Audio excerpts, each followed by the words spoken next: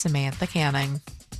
This report is sponsored by Capital One Bank. What's in your wallet? Capital One offers no fees or minimums on checking accounts. And most Capital One cafes are open 7 days a week to assist with your banking needs. What's in your wallet? Terms apply. See CapitalOne.com/bank. Capital One N.A. member FDIC. For more information about contests on this station, go to realradio.fm/rules. Insurance companies don't want you to hire an attorney so they can pay you pennies on the dollar for your injuries. But I don't cost you a dime unless I get you money. I'm Orlando injury attorney Mo DeWitt. Don't get pushed around by the insurance companies. Just call Mo. Hey everybody, Jim Colbert here for my friends over at Modern Plumbing Industries. I think everyone can agree when you have plumbing problems in your house, the entire place comes to a screeching halt. That's why I suggest having access to Modern Plumbing Industries, an amazing company, and they're running some incredible deals in July right now. $1,776 will get you a 40 or 50-gallon electric water heater installed. How about a $250 camera inspection from Outside Accessible Cleanouts, or $250 off any service over $2,500. Book your appointment today at modernpi.com. Get ready for the ultimate freestyle experience. Monster Jam Freestyle Mania, presented by Spin Master. For the first time ever, Monster Jam trucks team up with freestyle motocross bikes to deliver gravity-defying skills and thrills. See one-of-a-kind FMX bikes designed to match your favorite iconic Monster Jam trucks. Cheer on your favorite team. 2 times the freestyle action. Full sand family fun. Coming to Kia Center August 8th and 9th. Brought to you by BKD Tires, Morgan & Morgan, and your local Ford dealers. Tickets on sale now. Hey, it's that mortgage guy, Don. Are you looking for information on a reverse mortgage or HELOC? It's so easy to get a quote at thatmortgageguyDon.com. ThatmortgageguyDon.com. I'm not great with words after a fight, and I'm sorry wasn't cutting it this time. So I used Smile Tunes to write a soulful ballad about how she's always right. By the second chorus, the silent treatment was officially over. Visit SmileTunes.com and get out of the doghouse today. I'm Katie. I was in a bad car accident. I woke up in the hospital 6 weeks later. My husband called attorney Glenn Klotzman. I met with Glenn. He said he would take care of everything, just keep healing. I feel blessed he was there to help. I'm doing well. I'm so thankful Glenn Klotzman was there for us. The results he got for us were way more than expected. He's more than an attorney. He's a friend. Call him at 407-917-1718. KLAUSMAN law.com. Office Winter Park. Celebrate America's 250th anniversary with Renewal by Andersen and get $250 off every window and door this month only. Plus, 0 down, 0 payments, and 0 interest for 18 months. With Renewal by Andersen, you're getting American craftsmanship, expert installation, and signature service. But you're also getting longevity. Unlike traditional vinyl, Renewal by Andersen's acclaimed windows and doors use Fibrex, which doesn't warp, crack, or degrade over time, meaning your windows and doors are going to last a lot longer. Renewal by Andersen's acclaimed windows and doors are also designed to reduce outside noise, creating a quieter and more peaceful living environment. All you need to do is schedule a free in-home design consultation where their experts will guide you through the full replacement process from design to install. Visit bestwindowsflorida.com and lock in your savings today. Or better yet, stop by their showroom off of Lee Road in Winter Park. Restrictions apply. License number CGC 1527613.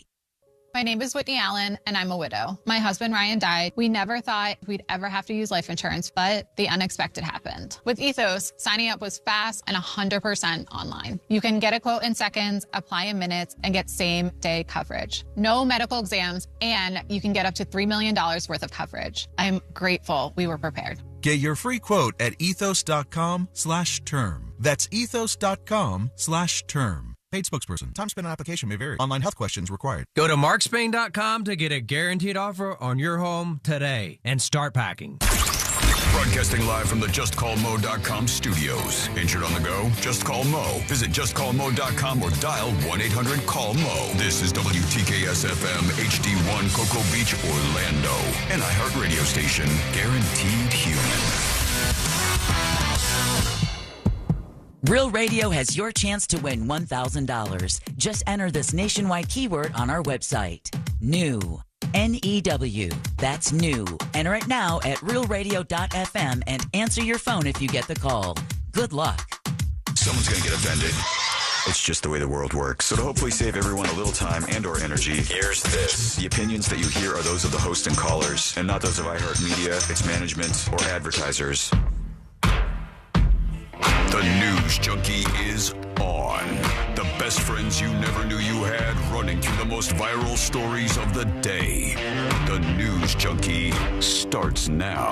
It is Wednesday, July 29th, 2026. Lots to get to today, from the Tony Romo Bodycam footage to DoorDash just announced the most insane new service, and pressure mounts on Sophia Cunningham and the WNBA. Plus your calls, dispatches, emails, texts, and more. C-Lane is here. Hello. Josh is with us. Good day.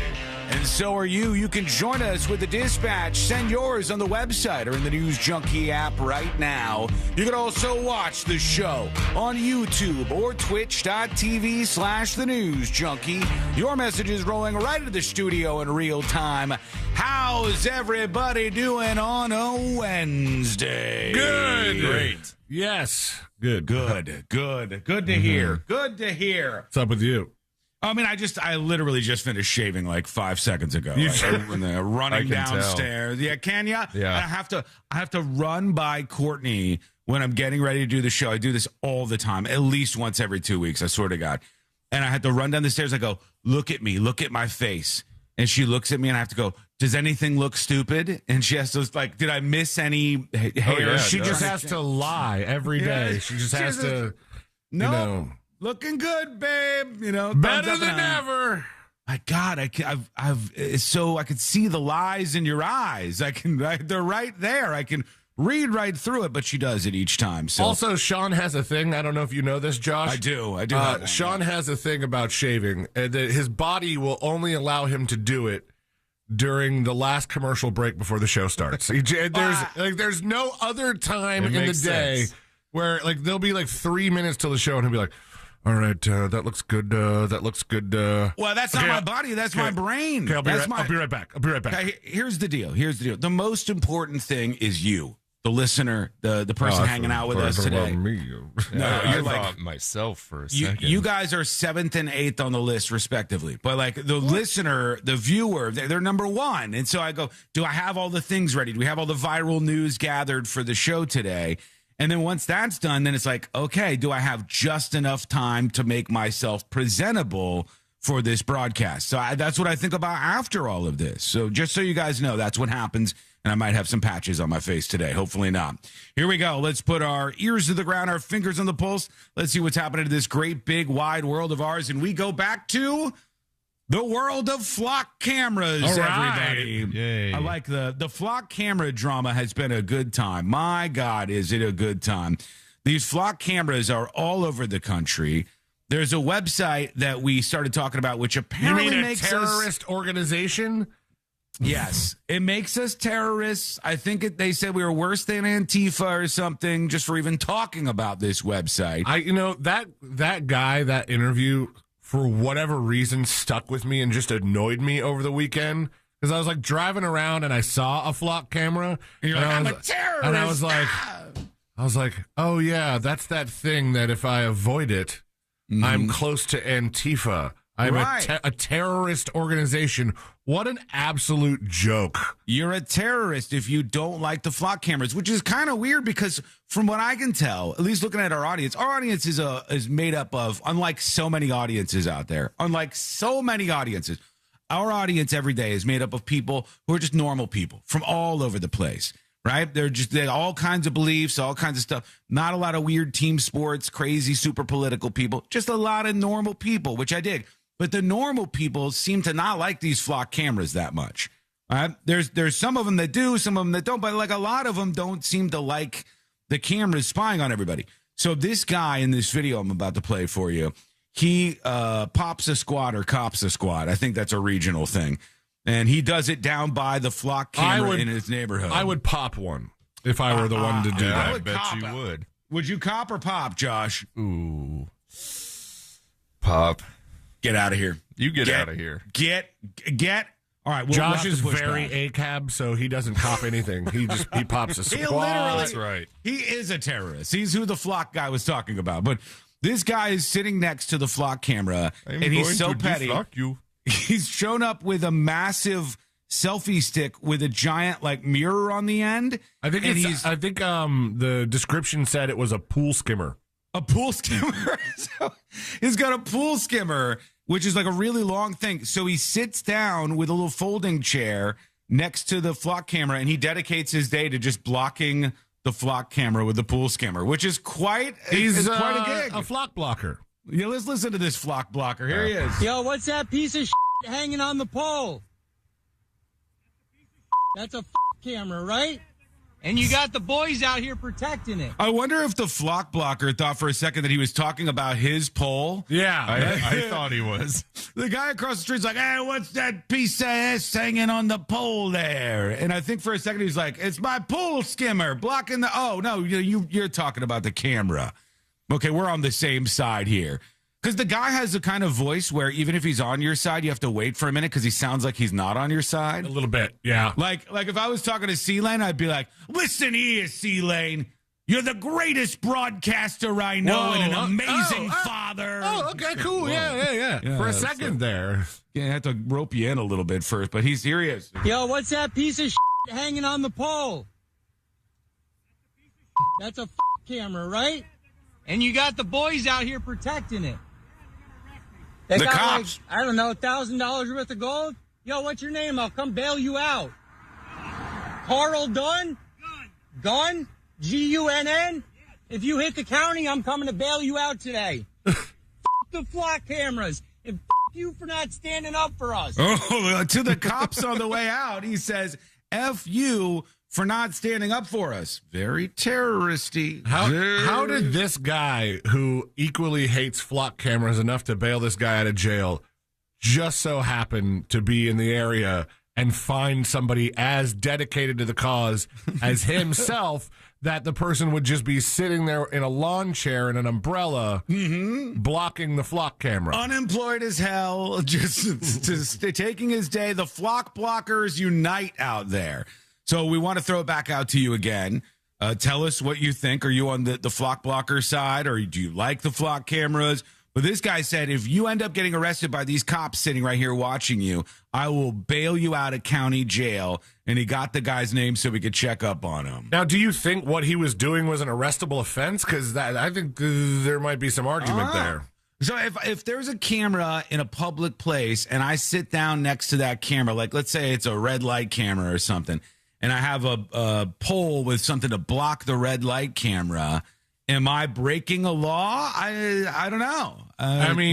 Since the red light camera is usually strictly owned by the government and put in place to enforce the law, you might be kind of tiptoeing into the realm of interfering with a criminal investigation. Maybe not criminal, because it's not a criminal thing, right? It's just a civil penalty. But well, hold on. Is it the government that owns these, or is it like some? So hold on. That's what I was talking about. Red light cameras, because you brought up the red light camera. Okay, yeah. In that case, I feel like the argument that you're saying is really, definitely, probably the case. Right. You're interfering with police work, even though it's arguable that there's not actual police doing the red light camera thing because the camera's doing all the work. That's arguments for other times. Yeah. The flock cameras are sometimes owned by city governments and sometimes just owned by, like I've said before, they have 4 of them at my Lowe's. Right. In the parking lot of my Lowe's, just taking care of things. And whether or not Lowe's actively shares that information with the police is not something that I know. Maybe it's something they've made a statement on before, but I don't know the answer to that. However, I would wonder if it mattered who owns the camera. If the police own the camera, are they somehow breaking the law more? If it's a private thing, do they have to? That definitely matters, I think. Civil court? Yeah, VW Shane on TNJ chat says these are not owned by the government. At least the data flock owns the camera, says VW Shane. We'll take more of your feedback as we roll on. I just let it go down in the record that C-Lane goes to a Lowe's and he's not blocked one flock. He has not blocked a single flock. Because there's 4 of them. If I can't block all 4.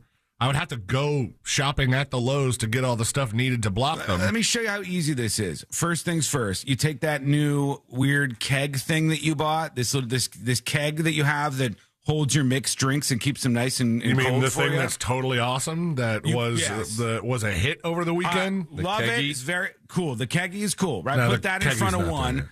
That in front of one. Put Jackson in front of another flock camera. He'll easily block that. The kid's huge. Your truck in front of another, and then your body in front of one. Boom. Full flock block across the entire place. Easy, done, over with. Sounds hot. Let us know what you think. Send a dispatch over at thenewsjunkie.com or email the show at anytime, tips@thenewsjunkie.com. Let's check in on late night TV before we get serious, get into all the drama, the controversy of the day.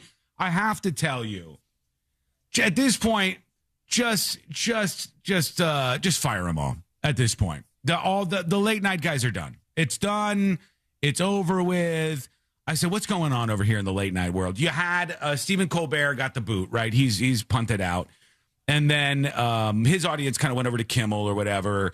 I haven't watched this stuff in forever because I don't watch live TV. I don't watch any of the live TV. I used to watch the late night shows a lot. But I said, what's going on in the world of late night shows? It's over. Put a fork in them. It's done. It's absolutely done. I'm going to play this for you. I think this was last night on Jimmy Fallon's show. Tell me this deserves to be a thing. Tell me these people deserve to get paychecks and there should be like hundreds of people employed to do all of this. This is what happened last night on Jimmy Fallon's show. It's over. Oh, get this. I saw that a man in the UK just broke a world record by swallowing 15 fish sticks in 1 minute. Oh, gross. How would you even find him? What a pervert. Jeez. That's disgusting. It's a family show, I thought. Ugh, sticks. Fish sticks. South Park did it. I mean, are you serious? It's such a very specific South Park joke. Yeah. South Park did this joke. They made this joke. And then the craziest thing is they didn't buy into the premise, I guess, that the joke about the joke is that the joke's not actually funny. The joke about the joke is that the joke is not actually funny, but Kanye West doesn't get the joke, and round and round the whole. What are you, gay fish? The joke is about the joke, and they're over there doing the gay fish sticks joke on Jimmy Fallon's show. This is where we're at. I think it's done. I think it's over with. And then the crowd. Who are these people? What did you do? Did you give them all fentanyl? You blow it through the air vents before you got in there? Like, lucky. Oh, yeah. Fish sticks, man. I get it. All right. I mean, they're looking around with the level of confidence like they're Don Rickles. Like, oh, God, that just absolutely killed. That murdered. Holy cow. My God. That's where they're at. That's where they're at over on the late night world. Jimmy Fallon doing the fish sticks joke. And then I had to see, I was like, did this guy really eat that many fish sticks in 1 minute? It's just unbelievable. Oh, yeah. Do they have to put the music so loud, Guinness? Bro, he's housing them. That was 15 a world record. I guess in a minute, that's hard. Yeah, he's just housing these things. It's disgusting, by the way, because they're just not good, usually. Yeah, they are. You gotta have them just right. And Well, here's the thing. Perfectly. Fish sticks can be really good, but like not the way he's eating them. He's wolfing them down so fast just to get this world record. He's not enjoying any delicious sauce. No, he's just the accoutrement with the fried fish is just as important as the quality of the fish. Yeah. Then he stops for a second, about to puke. So this guy, kudos to him. Somebody says, what's the original joke? Alien. That is the original joke. They literally just took the South Park joke and then chopped it up and made it little banter between the people. We got a Kanye right there in the chat room.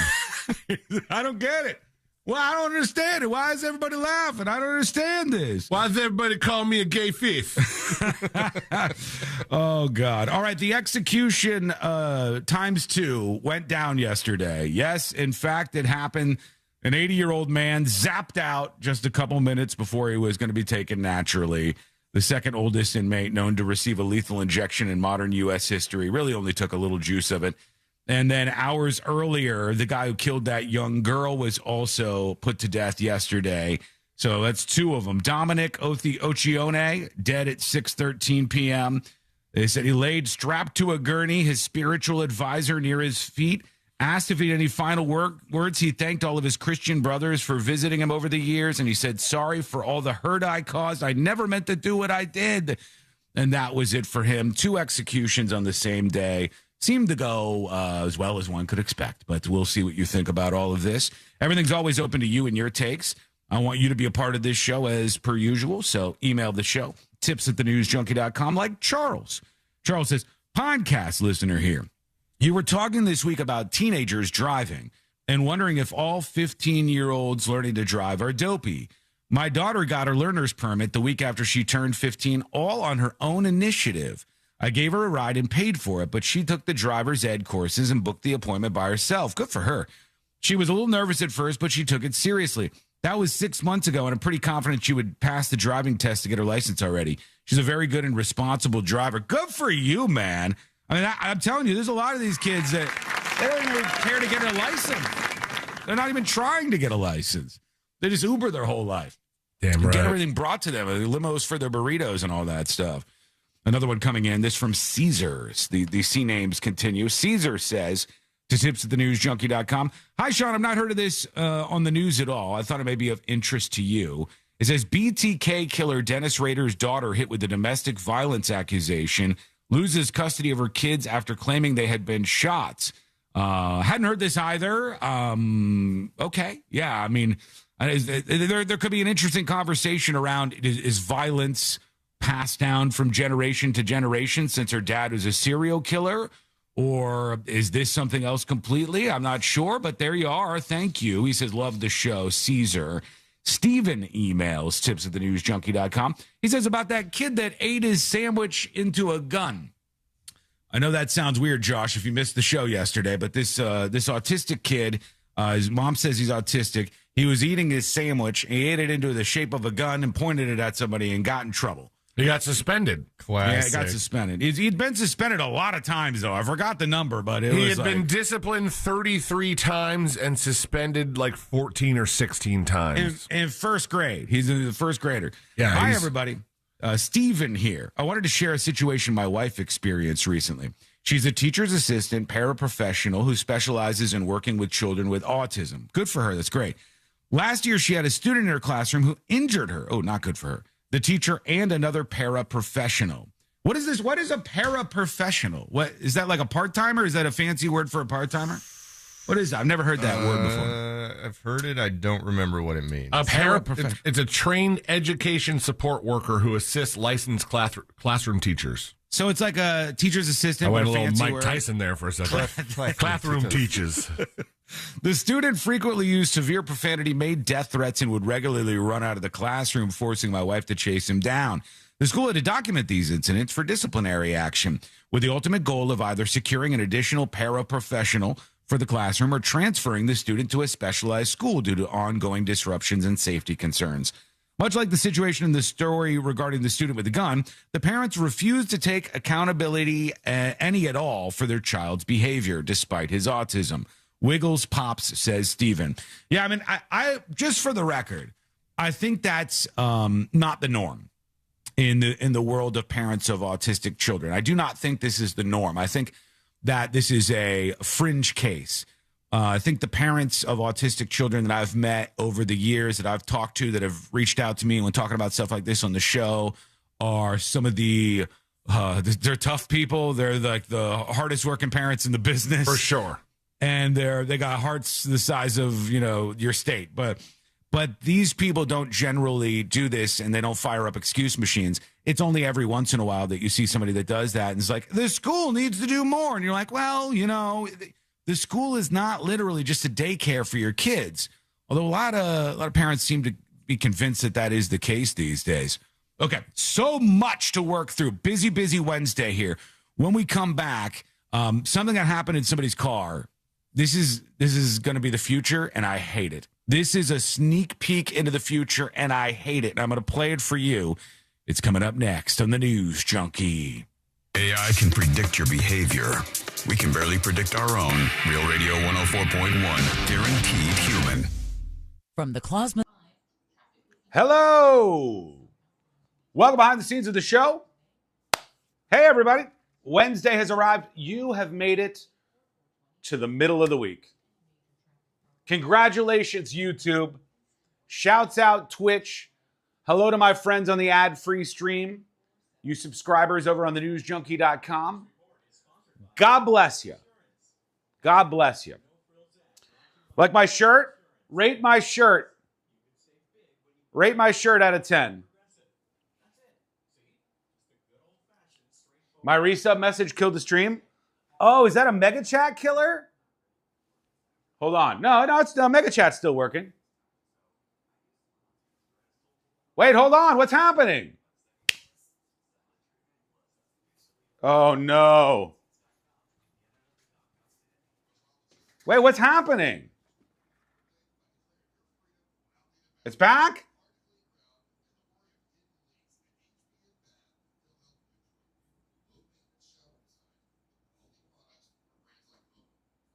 Folks, can you hear me? Can you hear me?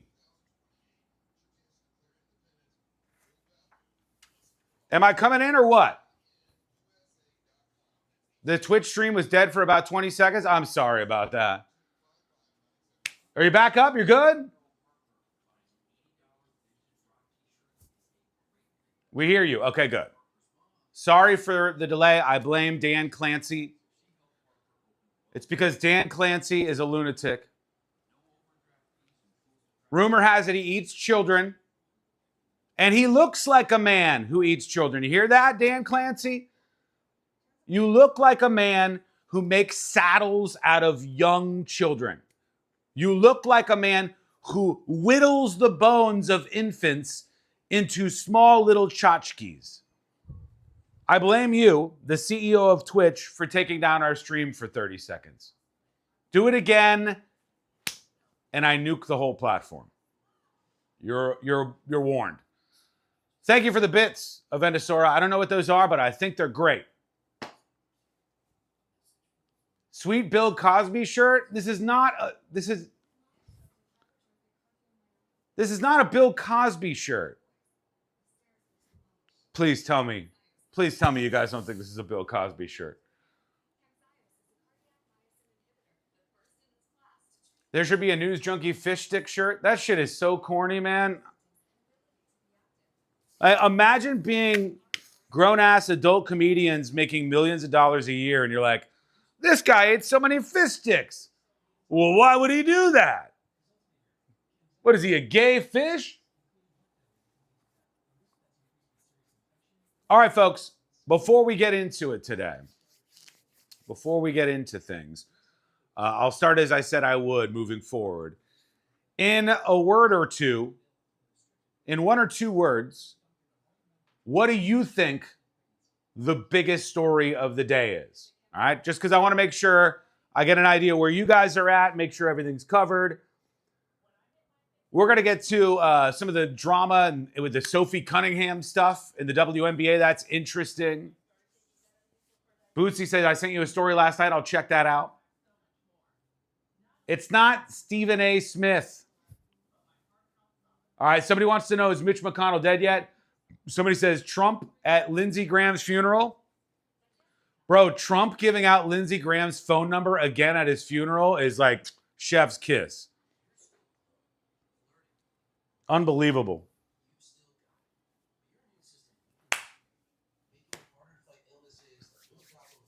What else? What did you guys think? What do you guys think is the big story of the day? So I know we're going to get everything covered today.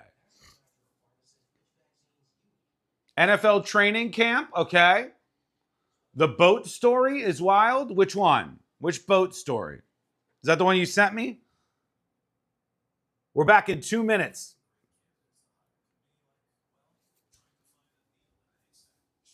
Oh, the lady who is capacitated. Yeah, I saw the video. The new crumble cookie flavor. Can I just tell you, crumble cookies suck. I don't know if that's a mild take or an ice cold one. Who's with me? Crumble is terrible. They're not even top 10 cookies. As I grow a little older, I am a sucker for sweets, and I love a good cookie, right? Like there's Gideon's cookies, Gideon's cookies, Summer House cookies, Crumble cookies, right? Right about there. These are pseudo stoner cookies made with no love in an easy bake oven by a bunch of weirdos who are not paid enough money. Very hot take? I don't think so. Crumble is trash. Yeah, it's just not good. You get some offering from Crumble and they're like all overpromise, underdelivered. It's so much more about what they put on top of a cookie than a cookie. And that's what Gideon's does the best. Gideon's understands the most important thing in the cookie world, and I'll stop talking about cookies and get to the news in a second. The most important thing in the cookie world is the quality of the actual cookie. It has to be a delicious cookie, and then you can put some stuff on top of it. Crumble is trash. The new cookie, if you guys didn't see this in any of the viral news headlines, is like a hot Cheetos with lime, some horse shit like that. Not good. A corporate embarrassment. All right? I almost ran one of their locations. And when I saw the place, I walked out. Good for you. Good for you. Y'all, wait till we get into this Tony Romo Bodycam.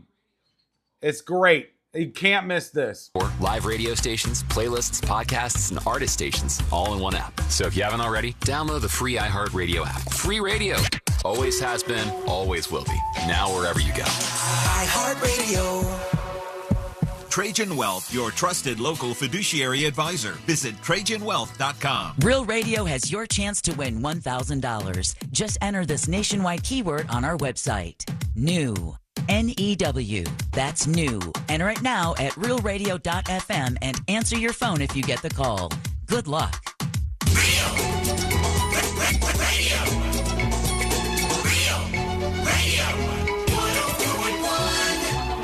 When good things go bad, bad things make headlines. This is the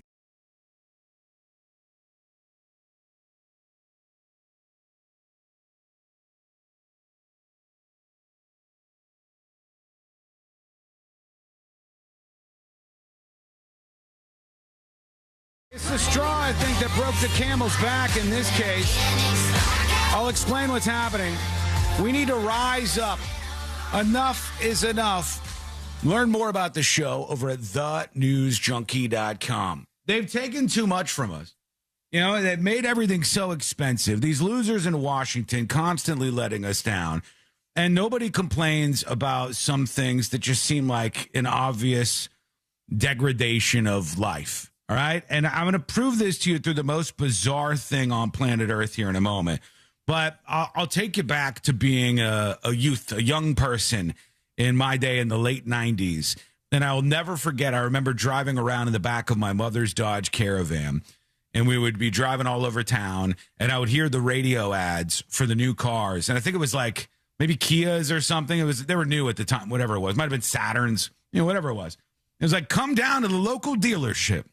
The brand new model of this car is $9,999, and it's buy one, get one free. Yeah. I was like, you could just get two cars for the hell of it. Yeah, like a Monday, Wednesday, Friday car and a Tuesday, Thursday car, The weekends, I don't know what you do. You walk. But you walk on the weekends to keep yourself in shape, right, as one does.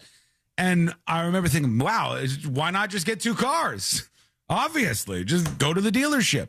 There would be commercials, and they'd go for just $99 a month. $99 down and $99 a month. You're walking out with a car. You could get to a job. You can stay employed. You can feed your family. At the big sign and drive place. event. That's right. Go down to the sign and drive event.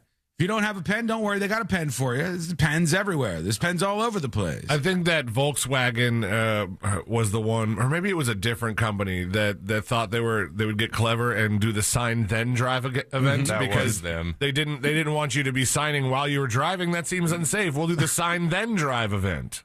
I'll get to my point here in a second, but C-Lane did tangents, baby. C-Lane did a live read one time. And what it was like, you were talking about sign then drive. I said it's easy. All you need is a pen. And if you don't have a pen, they're a car dealership. They probably have a couple pens around there. They'll give you a pen. Then he got really hung up on the pens for an odd amount of time. Like it's 6 minutes later, the commercial's still going on. He's like, I don't know who has the pens. Everybody has a pen, right? You got a pen in your purse? Look in your purse. Listen, red ink probably is not the best for contracts, so don't use that pen. But they do have pens with black ink, and that's the universally accepted color for pens. So back on the path, when I was younger, in the car, hearing the commercials, cars are $99 down, $99 a month. Cars are you can buy one get one free. And like the deals are just unbelievable. And now, not enough people are complaining at how unbelievably terrible this experience is. The experience of buying a car, the cost of a car. A regular-ass car is like $50,000 now. When I was listening to those commercials back in the day, if somebody told me they had a $50,000 car, it would have been like, oh, my God. Do you live in it? Yeah. What is this? Does it have like a helipad? What's going on? $50,000 car. Now that's just a bottom line car almost, right? They're so expensive, all these cars are.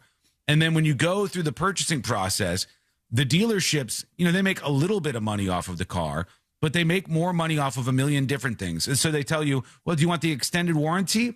The extended warranty will only extend 2 more payments onto your payment process, and your payments will be $100 more per month. And then you'll get the extended warranty, meaning you don't have to worry about this for a while. And you go, okay. And they go, you probably want the trim package, right? And you're like, yeah, I guess. I don't not want the trim package. And they go, okay, that'll be another $100 a month. It's not that big of a deal, $100 a month. You want the trim package. And you want the neon LED light package so you can see, all the things they're throwing at you. And then they go, it's just another $100 a month. And now the average car, I think, is $500 or $600 a month, maybe more, maybe $700 a month for some people, which is crazy. And the car companies want you to like rent out some of the features, pay a little extra to have keys or whatever it is that seems like it should come along with the car. Now, the keys back then were a lot cheaper to duplicate than the ones now, where it's like, we need the chip programmer. That's a huge expense for the dealership. Like a computer, right? We have to send it off somewhere for the chip program. So long story short, let's say you're successful. You get out there, you get a nice car. It's a BMW. You pay a whole bunch of money. You go through all of this, like 11 Centerfield says on Twitch. I bought a car this past weekend, such a painful experience. Imagine you do all that, and then you go, oof, finally. Just 900 payments of $1,200 a month, and this puppy is going to be all mine and paid for. And then as you do that, you start your car, and this is what happens on the entertainment screen in the car. The startup screen in this BMW plays a promo for this weekend's new movie, Spider-Man, Brand New Day. And pulls down the BMW logo, QR code, It's kind of cool, but the ads and everything is like the most dystopian thing ever. And damn well, it's like, it's going to wait until the promo for the Spider-Man movie on your dashboard in your car is done playing before you can officially put it in gear and start driving away. If that part is true, that's the most annoying part to me. Like, if I can't just throw my car in reverse and it skips this because it needs to show me the reverse cam. Like, is there no way to skip this? Can you? I don't know. There's no button, right? Where's the button? Put it in reverse. It's the screen that tells you all the stuff about your car, like all the details about your ride. So, and it's playing a Spider-Man commercial. And people in the comments on the BMW subreddit said, oh, I liked the first ones, but I don't like this. And somebody goes, the first ones, and said, yeah, they started out by saying this was an additional feature on the car, and they did a Halloween one, and people liked it.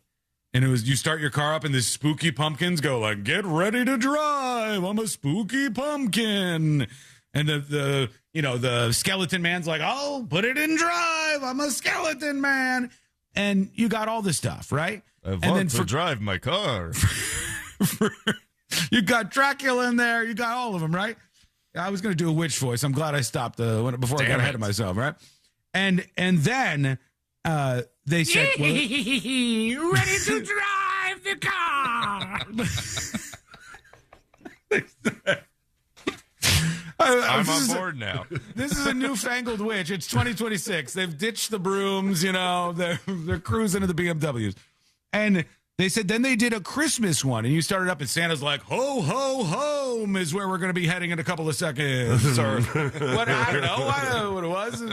The Grinch is in there, whatever. And then now there's commercials, and this is it. Like, so you pay $1 billion for a car.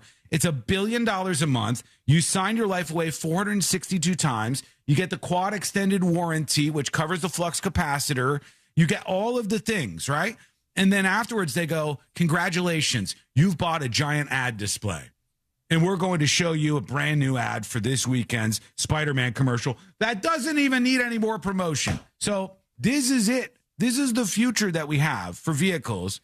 And not enough people are complaining about it, because if you complain about it, trust me, anybody who complains gets their way. It's just like it's the way of the world still. If you complain, they will stop doing this. And they will stop doing this because they already know you pay a bunch of money for the car. They already know you pay a bunch of money for the payments. You pay a bunch of money for all of the stuff inside of it. And they're just trying to get a little bit more out of you. But this is what's happening for BMW drivers. And it says, got this commercial in my car today as part of Spider-Man's brand new day campaign.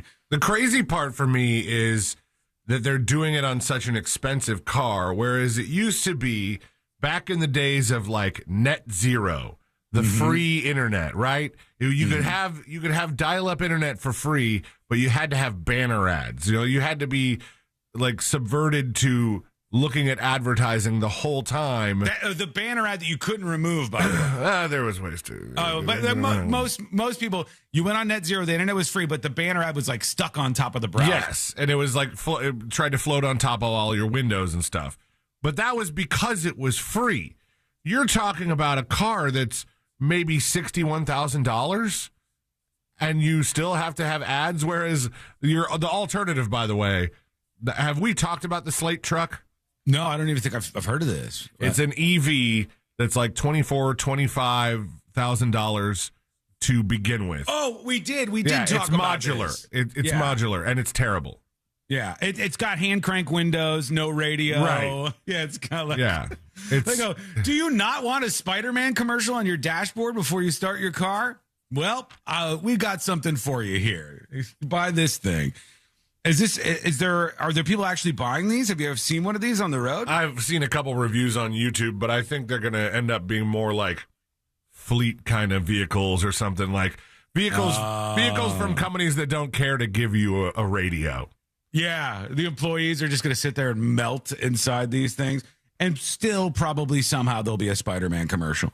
Top comment is, wait till you get the new U2 album over-the-air update, which is a flashback to when Apple gave everybody a free U2 album on their iPhones, and then everybody got mad about the free album on their iPhones.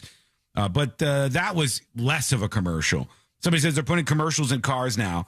Response is paying $50,000 to $100,000 for a car, yet still getting ads. Next, we're going to need ad blocker for our cars, I guess. Ooh. Yeah. I mean, it's not too far away. That's like literally what's happening. Somebody says we're being turned into WALL-E characters. Yep. We're all sit back, watch this unending slop feed of commercials for the next Hollywood crap that's coming out in your $100,000 vehicle, and this is it. All right.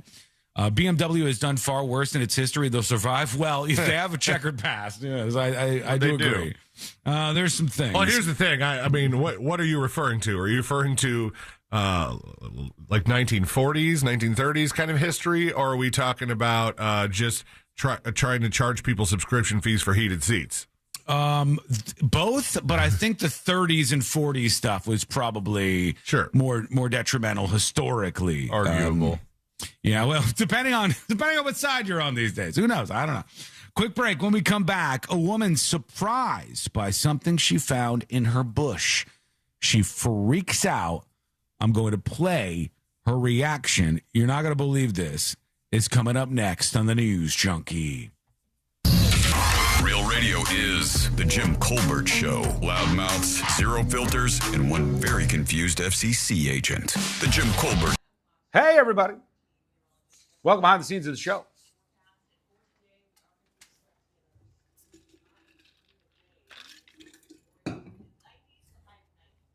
I would like us to get to a world where we don't have ads on our dashboard, but I don't know. Maybe you guys don't get riled up about it. Maybe not.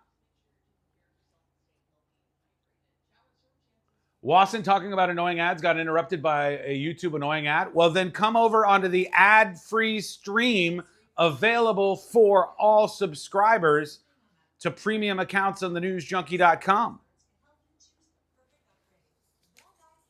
You know how much I pay for that every single month? You know how expensive the ad-free premium stream is?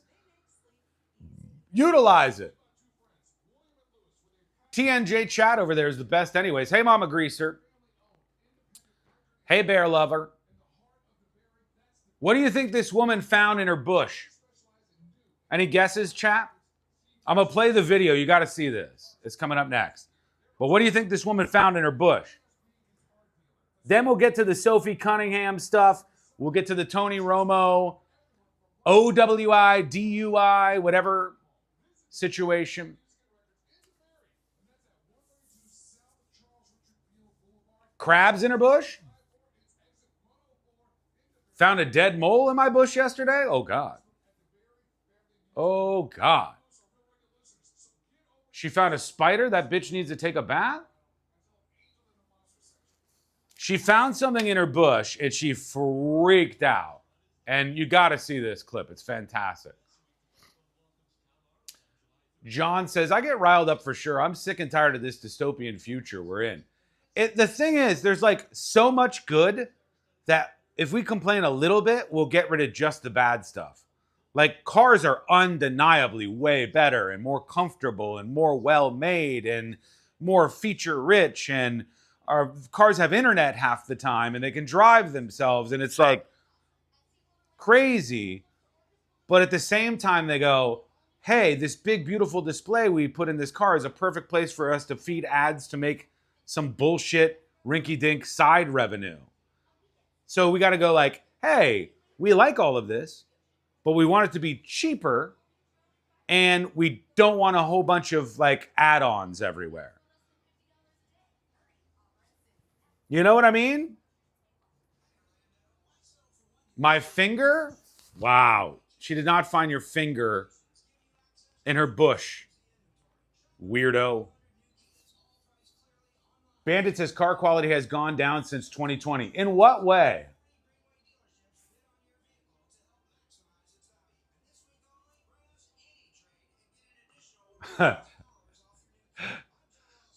Nice, Steph. She found a lost DoorDash order in her bush? Maybe.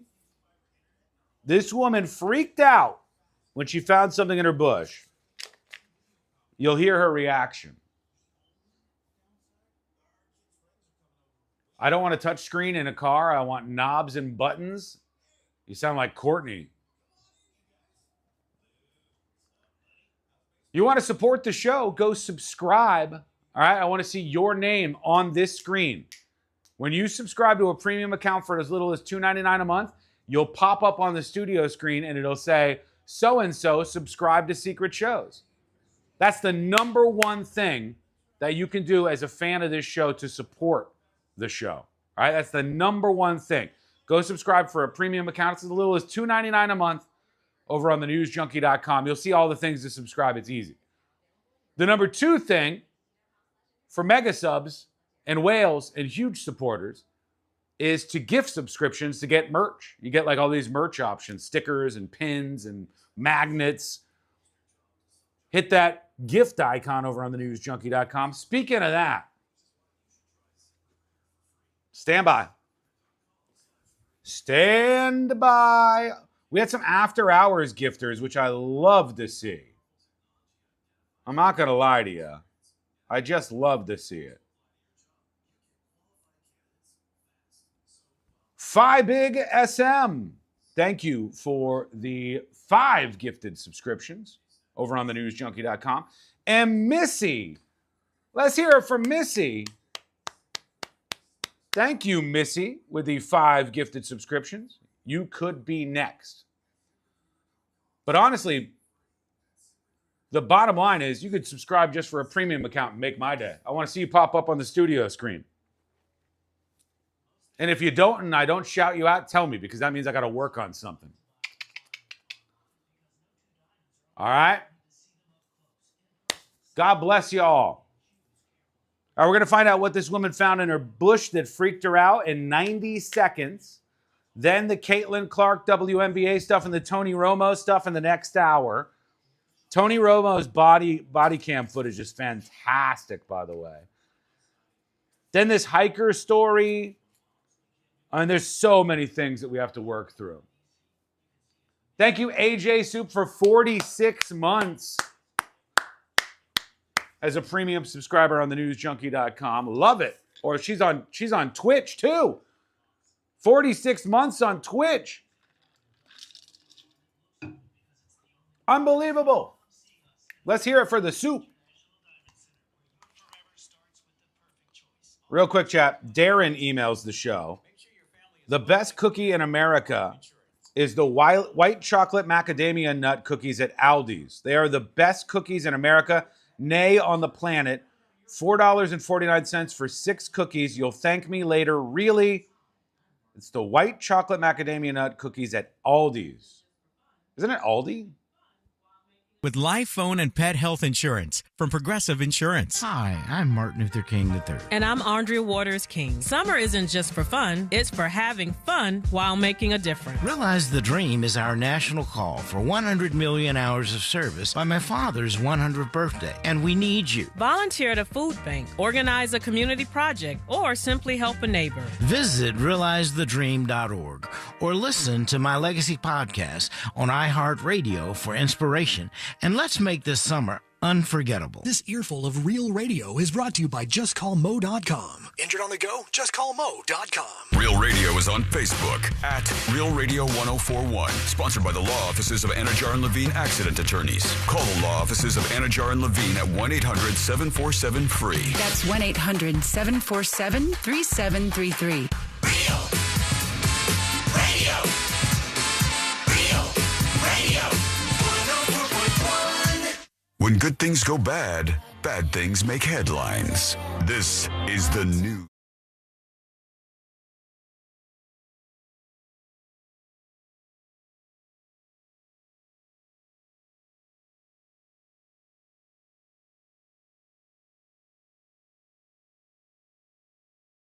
Viral newsroom.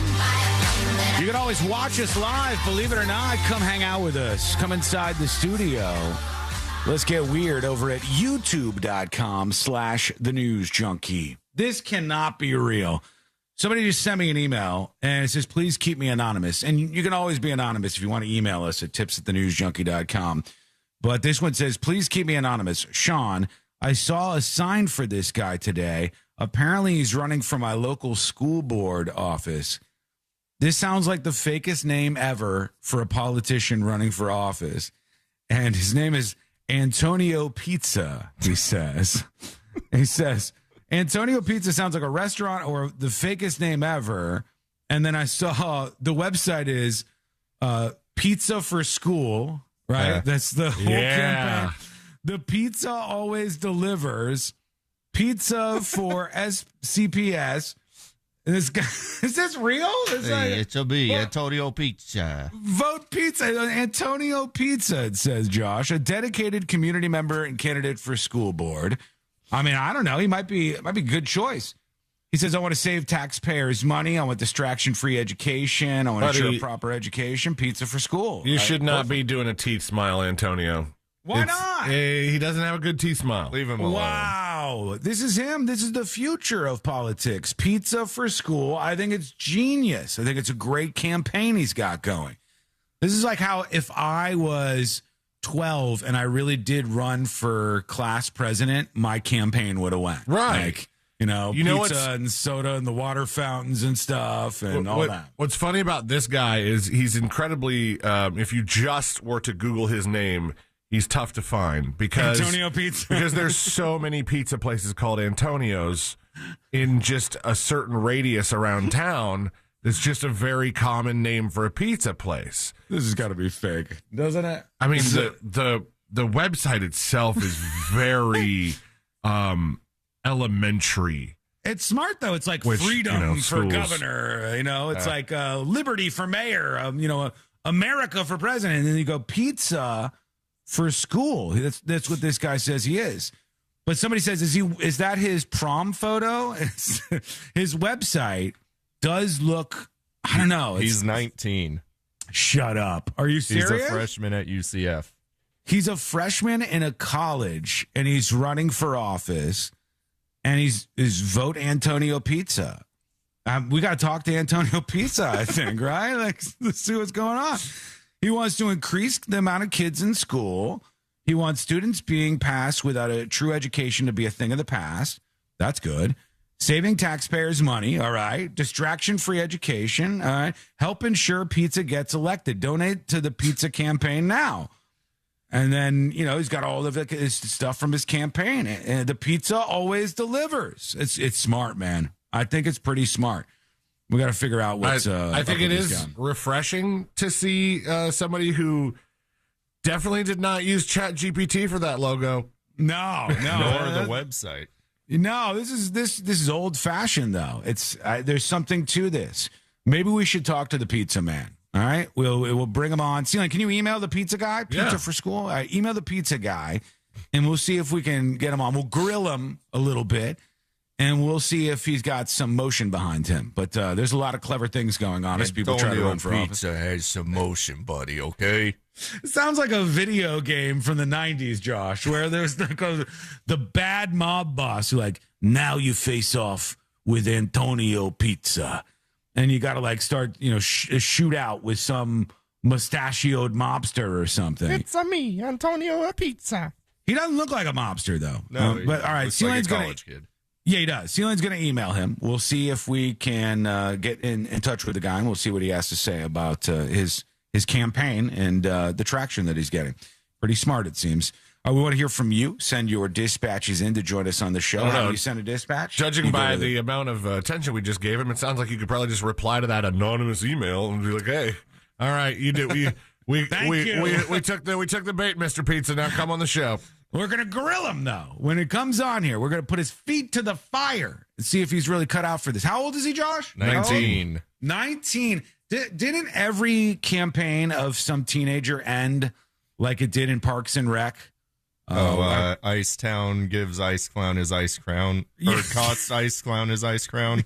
That's it. Where the guy, the character in Parks and Rec, the TV show, tries to run for, was it mayor or something? And town? He became mayor as a teenager. Yeah, famously became mayor as a teenager, and all hell broke loose. It did not go well for him. And I've seen some of these stories happen. And once they become a person in power, then all the gimmick and all that stuff wears off, and they're like, I don't know if I want to do this. So we'll see if Pizza wants to do all of that, and we'll see if he can stand up to a very tough interview. Right now, a woman found something in her bush and absolutely freaked out, and I've got the footage to prove this. You're going to hear this lady react. She goes out onto her driveway. She's in Los Angeles, California, and she, I guess, likes to trim her roses, and this is what happened. Only on CBS LA, a woman barely survived a rattlesnake bite in her front yard. She shared her story and a warning for others with our Rena Nakano. She just reached in there. My therapy is cutting roses at the end of the day, and I went out and was going to trim a few roses and bring them in. Man, she did not make it far. She just walks over to the rose bush. She's about to do the first trim, and a rattlesnake bites her on the leg. And if you don't know about this, moment a rattlesnake bites you, time to go get help. It's not like, oh, let's put a bandage on this. Oh, yeah. No. Before Linda Martin could even make one snip Saturday evening, she was racing for her life. Oh, God, Grayson! I went and lifted the bush, and when I did, I saw the rattler. No warning, not even a rattling sound, just sudden pain and a burning sensation. Within 30 to 45... This clip that they show, strangely enough, I don't know, they do this security clip, and when the rattlesnake bites her, she freaks out as anyone would, but she's in a little skirt, which almost, because of her freak out, almost pops up, and they still showed it. It got close. Yeah, the neighbors would have gotten more of a view than the. Yeah, there's like one frame there where it gets a little right there. They still show and a burning sensation. Within 30 to 45 seconds, I started feeling the tingling in my fingertips, and then it moved to my jaw, my cheeks, my tongue. Oh, that's not good. A minute good. later, she was on the floor of her Stevenson Ranch home trying to call 911, but her spotty cell signal failed to connect. Oh, no. I dialed a second time, and it didn't even connect. I dialed a third time, and that's when my husband looked at me and said, just get in the car. Within 10 minutes, they arrived. Why did he say it like that? Oh, God. Jeez. Here I was enjoying my day off. She did it again. Get in the car. All right, I'll take you. A rattlesnake bite. Here we Henry go. Mayo Newhall Hospital ER, where she was given anti-venom. Experts say her story isn't so rare nowadays. Last year, a little over 400 calls about rattlesnake bites. And so far, in the first 6 months of 2026, we've had 250 calls. Lee Cantrell with California Poison Control. So they said this is happening a lot now because of the warm weather and stuff. And it got her. I'll put the video, the security footage of her getting bit by this rattlesnake and the lesson she learned from it up on the website. Go to thenewsjunkie.com and the See It Now section. Quick break so we don't fall too far behind. We've got this Tony Romo police body cam footage to go through, and it's a giver. It's a giver. I want you to hear this. It's going to be an interesting time. So we'll play that and scrub through it. That's coming up next on the News Junkie. Real Radio has your chance to help students and teachers as they prepare for the new school year. Details at realradio.fm/events. There's an accident on I-4 eastbound past Orange Blossom Trail, causing some stop-and-go traffic. Heading towards the city, I-4 eastbound near World Drive, there's a crash off to the shoulder. Orange Blossom Trail, where it meets Sand Lake Road, there's an accident getting cleared up there. There's an accident reported on I-95 southbound near Matanza Woods Parkway, exit 293. See traffic troubles, call the Valvoline Instant Oil. All right. That's up on See It Now. In case you want to take a look at it at some point in time, go check it out over on thenewsjunkie.com.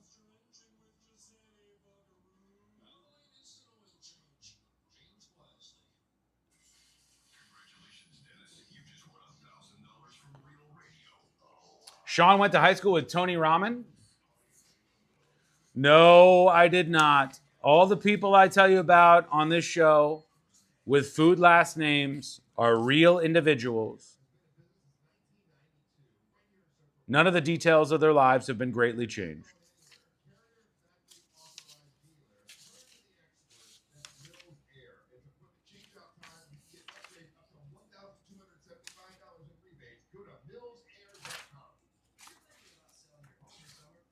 Let's see here. Stand by.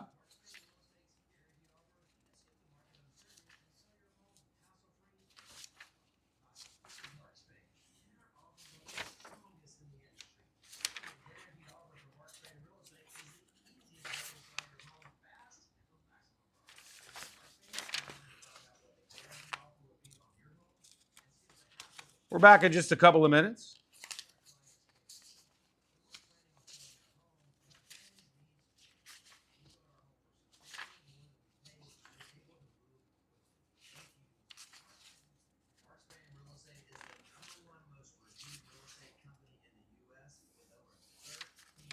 You got Netanyahu and Zelensky meeting at the White House this week. You've also got Fauci facing off with Congress and Rand Paul in particular. And Fauci did the old plead the fifth. And they had released his diary ahead of this, so they were going to ask him a bunch of questions about that. Fauci pleaded the fifth in this interaction with Rand Paul. We'll get to that maybe at some point here during the show. And also, they ejected Fauci's attorney out of the hearing because I guess there were some issues with him. Some fireworks there. Tony Romo needs Dez Bryant around him to make him look not impaired. Sean, I went to high school with the dad to that Tony's Pizza kid. His name was Papa's Pizza. Very clever, sir. Very good stuff.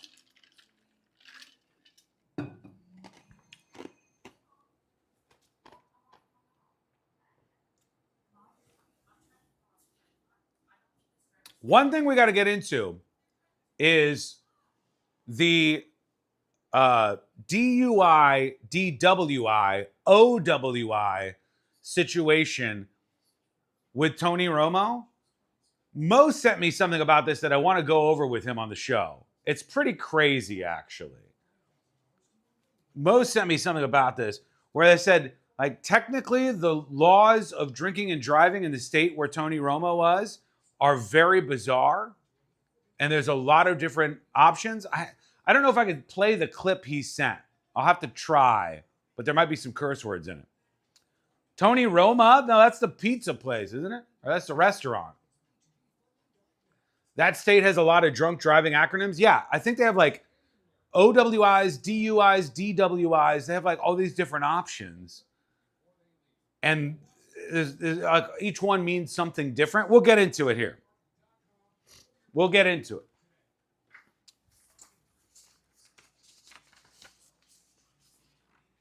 What state was it? Wisconsin. That's where this went down.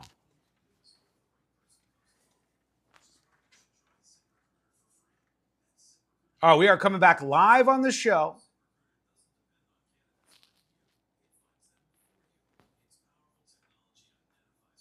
TWI, talking while intoxicated? Well, DWI, DUI, and OWI, I believe. Okay, here we go, folks. Stand by. In the haystack. See why 4 out of 5 employers who post a job on ZipRecruiter get a quality candidate within the first day. ZipRecruiter, the smartest way to hire. And right now, you can try ZipRecruiter for free. That's right, free at ZipRecruiter.com/free. That's ZipRecruiter.com/free. ZipRecruiter.com/free. ZipRecruiter. Do you have AC needs? Turn to the experts at Carrier. Go to millsair.com. Portions of the following program were pre-recorded. Coming to you live from the JustCallMo.com studios. Injured on the go? Just call Mo. Need help after an accident? Visit JustCallMo.com or dial 1-800-CALL-MO. This is WTKS-FM HD1 Cocoa Beach, Orlando. An iHeart radio station. Guaranteed human. Real Radio has your chance to win $1,000. Just enter this nationwide keyword on our website. Credit. CREDIT. Credit. Enter it now at realradio.fm and answer your phone if you get the call. Good luck.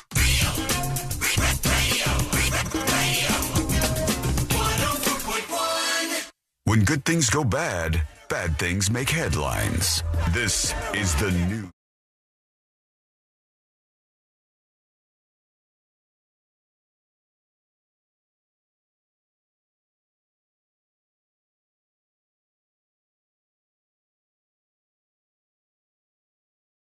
I'll explain if you don't know who he is. We'll see if he has a job at the end of the day, and we'll see how everything went down with the cops here momentarily. One thing that Moses pointed out, Mo emailed me after the show or texted me during the show maybe yesterday, and Mo was like, you got to see this video. The drinking laws are so bizarre in the state of Wisconsin where Tony Romo got this OWI, DUI, DWI, like There's so many different options there. And well, I'll try to play that maybe after this so we can explain it a bit more and see if that's true. But first things first, here he is. In newly released footage, former Dallas Cowboys quarterback Tony Romo is seen telling the cops that he was just on the way to his grandpa's house. That's why he was cruising along in his car and it was a little rip-roaring drunk. Pre-game going to grandpa's house? I guess so, yeah. He says that he wasn't drinking at all. And we'll see, like, imagine that this is your client, and then this is the first you hear from him getting pulled over for a DUI, DWI, OWI, whatever. And let's see how he did here. Here we go. Sheriff's Office. Were you speaking on speaker back there? I was. I didn't even know you guys said that. So sorry. All right. Reason for my stop today. Yep. That was what you said. Yep. Gotcha. Reason for my stop today is the unsafe passing on the right, the lane deviation. Say it louder. I'm sorry. All right. So he's in traffic on the highway as he's having a hard time hearing us. You might be having a hard time hearing him. Tony Romo didn't know that cops had megaphones in their cars. That's what he said. He's like, well, you were telling me to like pull over to the right side. I didn't know you guys had those things because they were like, driver, move over, that sort of thing. And she says, we're pulling you over because, hang on, I'll zoom back just a second or two. The unsafe passing on the right, the lane deviation. Say it louder. I'm sorry. Unsafe passing on the right, heading across the gore. What liquor? Obviously, the gore. Yes. It's the marked area. Gotcha. Where are you coming from? Well, I live in Dallas, so I came in to visit Grandpa, so we're here. I'm going to do that, but I got the gore. You got the what? Gore, you said? Yeah. That's what it is when you cross it? Yep. Yes. I got what you're saying. And you were coming from Grandma and Grandpa? What did you were coming from Grandma and Grandpa? Sir, were you going over the river and through the woods? No, he was going over the gore. I have to tell you something real quick. If I am Tony Romo's attorney and I am seeing this video, I am telling him, you're looking good so far. Like, he doesn't sound noticeably drunk. He doesn't seem like a mess. He is speaking without slurring, and he hasn't tried to call the president once. He hasn't tried to call the president, a la Tiger Woods, right? Yeah. So when I'm watching this, I'm going, from an attorney's perspective, I'm thinking he's doing pretty good so far. See Which says, I have no idea who he is, but he's annoying me. Why? What's he done wrong? So far, he's just talking with the police officer. He's asking a couple of questions. It seems okay. It's really hard to hear you, dude. I can't hear you either. Yeah, I know. We got to basically yell at each other, right? I feel like I'm yelling at you. Okay. All right. Okay. Where are you coming from? The golf course. And I'm going to meet Grandma and Grandpa. Oh, golf course. Okay. All right. You say golf course to a cop, they go, ain't many guys out there that are doing a round of golf without having at least a couple of drinks. You might as well have said bar. Yeah, right? Like, true. You're coming from the golf course, you might as well have said bar. So she's going to clue into that. All right. I'll take a driver's license from you. You got it. You got it. What's your name? Deputy Court. He's being kind, courteous. I want to meet Grandma and Grandpa, and I passed the gore, which is the place you're talking about, like trapped over. I got it. You're saying I went over the white. Stop talking now. What's a good phone number for you? Oh, God. I thought they were going to give out Tony Romo's phone number all of a sudden. No, they're bleeping out his phone number as the officer takes it. All right. What's your dad's same last name? Yeah. So I got the same name. Okay. All right. Hang tight for me. He doesn't look drunk, really. All right. How many drinks have you had? Zero, he said. From a golf course? See, that's what I'm telling you. You know what's hilarious is like she walked off and then I wonder if she did that on purpose. Like walked off to do whatever in the car and then immediately comes back. How many drinks have you had? Like I don't know if she forgot that he was at the golf course or if that was some sort of tactic to throw him off. He thinks things might be going well here. Yeah. Turns out they're not. Yeah, but she says, how many drinks have you had? And then he goes 0. And then she says, coming from a golf course? ? Like, this is exactly what we were talking about here. How many drinks have you had? 0. You're coming from a golf course? I played in a golf tournament in Wisconsin State Amateur. Okay. I played in a golf tournament. USGA. Okay. All right. Field sobriety test. Are you willing to take any field sobriety test? Now, it's really interesting here, just from my perspective, and I am not in law enforcement. Anybody in law enforcement is welcome to chime in and tell me how dumb and wrong I am about this.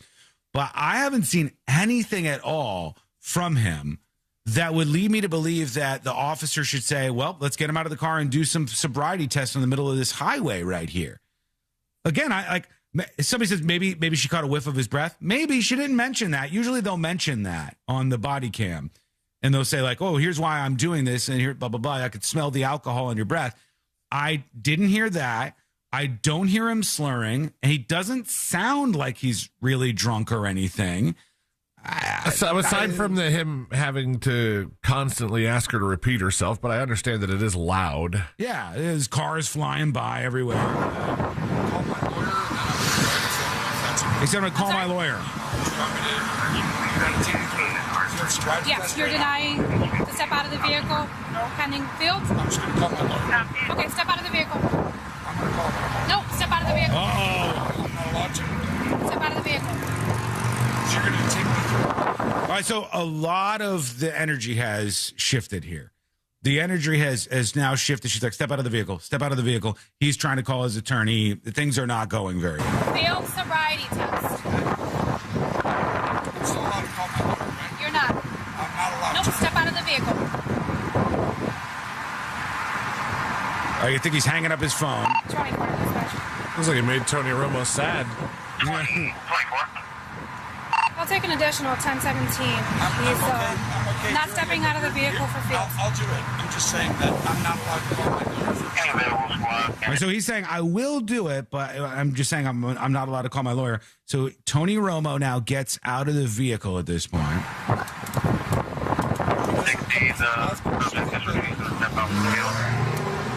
One of my favorite parts is somebody said, I haven't seen this part yet. Somebody said he asked if he could stretch before he did the roadside the DUI test. And I'm like, I've never heard of anybody ask that before. Can you do that? And be like, well, I'll do the roadside DUI test, but I'm going to want to stretch a little bit. I don't see why not. It makes if sense. you're doing it, the cops have already decided you're drunk. So why does stretching matter? Right. Big Juan on YouTube says, it's amazing when a cop does something good or is not at fault, how quickly the body cam video comes out. Yeah, TMZ released this, so they probably just, it's a celebrity. They probably put in for it very quickly. All right, so you're going to step in front of my vehicle? Oh, it's quieter over here. Good. Step in front of my vehicle. Step in front of my vehicle, yes. He puts his phone down. Oh, he's recording. I could tell by the way he put his phone down. He's like, his phone is recording on the bumper of his vehicle. 24 squad, slow it down. He's out of the vehicle. I'll be conveying him to the Sally Port for field. I'm fine. It's fine. Turn around for me. Oh, is she going to cuff him? He's refusing to Patty, do the for test. weapons, okay? No, he said, I will do it. I thought he said he would get out of the car. He said, I'll do the test, but I want to talk to my attorney. Now he's saying I'm fine. The second video of him shows him stretching. Somebody says, it's not in this one. If it is, I'll find that too. No weapons on you? Okay, all right. You're detained pending an OWI investigation. Deputy Core, sir. Are you going to take me through you're taking me through it. So, as of right now, we're on a leveled ground. We're on a bridge. I want to convey you somewhere that's going to be an even surface, free of debris. Good call. Yeah, good call. That's smart. That's smart, lady. You're smart. I was thinking the same You're thing. a pretty smart officer. cop. Yeah. Yeah, he might as well have said smart and good looking. Huh. My lucky day to come in contact with you. So they said, we got to get out of here. It's too loud. All right, now I got to get to this second video here. Let me see if I can find this. Tony Romo stretch, because he did ask, I guess, they moved him so it would be like a more comfortable place to do the test. Here it is. This is Tony Romo warming up for a field sobriety test. Is unbelievable. They bring him into this covered place. And when my partner brought the backpack that you wanted, we basically do not an inventory, but I make sure that there's no guns in there. Yeah. Exactly. So you guys check And there were a few shooters in there. Shooters. Okay. I don't think any of them were drink, right? Okay. Exercise. Okay, so she said there were shooters in your bag, and then he said, I don't think any of them were drank. So she's saying, like, we found this alcohol in you, but he's saying, hey, well, just for clarity here. You found full alcohol bottles? Yeah. Well, unopened, unfinished. Your Honor. Clearly, if they're full, that means I haven't drank them. Bootsy says, what's a shooter? It's like those little, like buzz balls and those kind of things. Like airplane bottles. Yeah. Oh, really? Okay. Yeah. Like little travel liquor bottles. Okay. So he's saying they weren't drunk, and now he wants to stretch out before he does the DUI test. Oh, go ahead, dude. Get the hammies. Yeah, he's doing some knee lifts and stretches. I mean, would a really drunk guy do this? Maybe. Probably. Any head injuries? Yes. Yes. What a dumb question. She might as well have said, any reason why you didn't get that 3rd and 10 pass to a wide open receiver a couple of years ago? Like, what? Any head injuries? And he's like, oh, it was about that. Well, Excuse me? Any head injuries recently? Any concussions? Well, over the years, yes, but no. Okay, let me tell you what's going on here. He does not want to do it, but he's right on the verge of saying, I'm an NFL player. My name is Tony Romo. Well, she knows what his name is. I might not know who Tony Romo is, though. She might not. It's hard, but you know. Like, do you see like this? Yeah, smirk? he's like, he's going, don't do it, Tony. Do I drop Dallas Cowboys quarterback right now? Over the years, yes, but not recently. No, Okay. When you turn, he's still stretching. keep the front lead foot on the line. And turn by taking a couple more stretches. Steps He's been out of with it the for other a while. foot. Yep. I'm going to demonstrate with 3. Yes, thank you. You will do 9, okay? Okay, sounds good. Okay. Just sitting in there. Sorry, guys, 2 back 1, surgeries. It does hurt. 2. 2 back surgeries, 6 Super Bowls. Yeah, he's got to drop it in there somewhere. PBT? What is that? Machine that you blow in. Don't do it. Don't do that. Not determine the results of Oh, my no, test. we're not doing that. Okay. I've heard Smart. from all the lawyers, don't ever do that. Okay. Nice. We're not going to do that. Did I pass this test? You turn around. No, I didn't. Huh? No, I didn't. Real quick, because there's a plane taking off. You're and my under parents are arrest for operating We'll while get to under that. the influence. Okay, I'm going to tell you right now. You guys tell me, chat, tell me, everybody tell me, agree or disagree with this. I think he's going to win this case. Oh, I don't. I think if this goes He didn't to a blow, jury, so. But if it goes to a jury and they say why would he have to do that? He hasn't been drinking. There's no proof that he's been drinking. He's not slurring his words. If you're, let's just say from the perspective of a DUI attorney, wouldn't you watch this and go, bro, we are going to win this fight?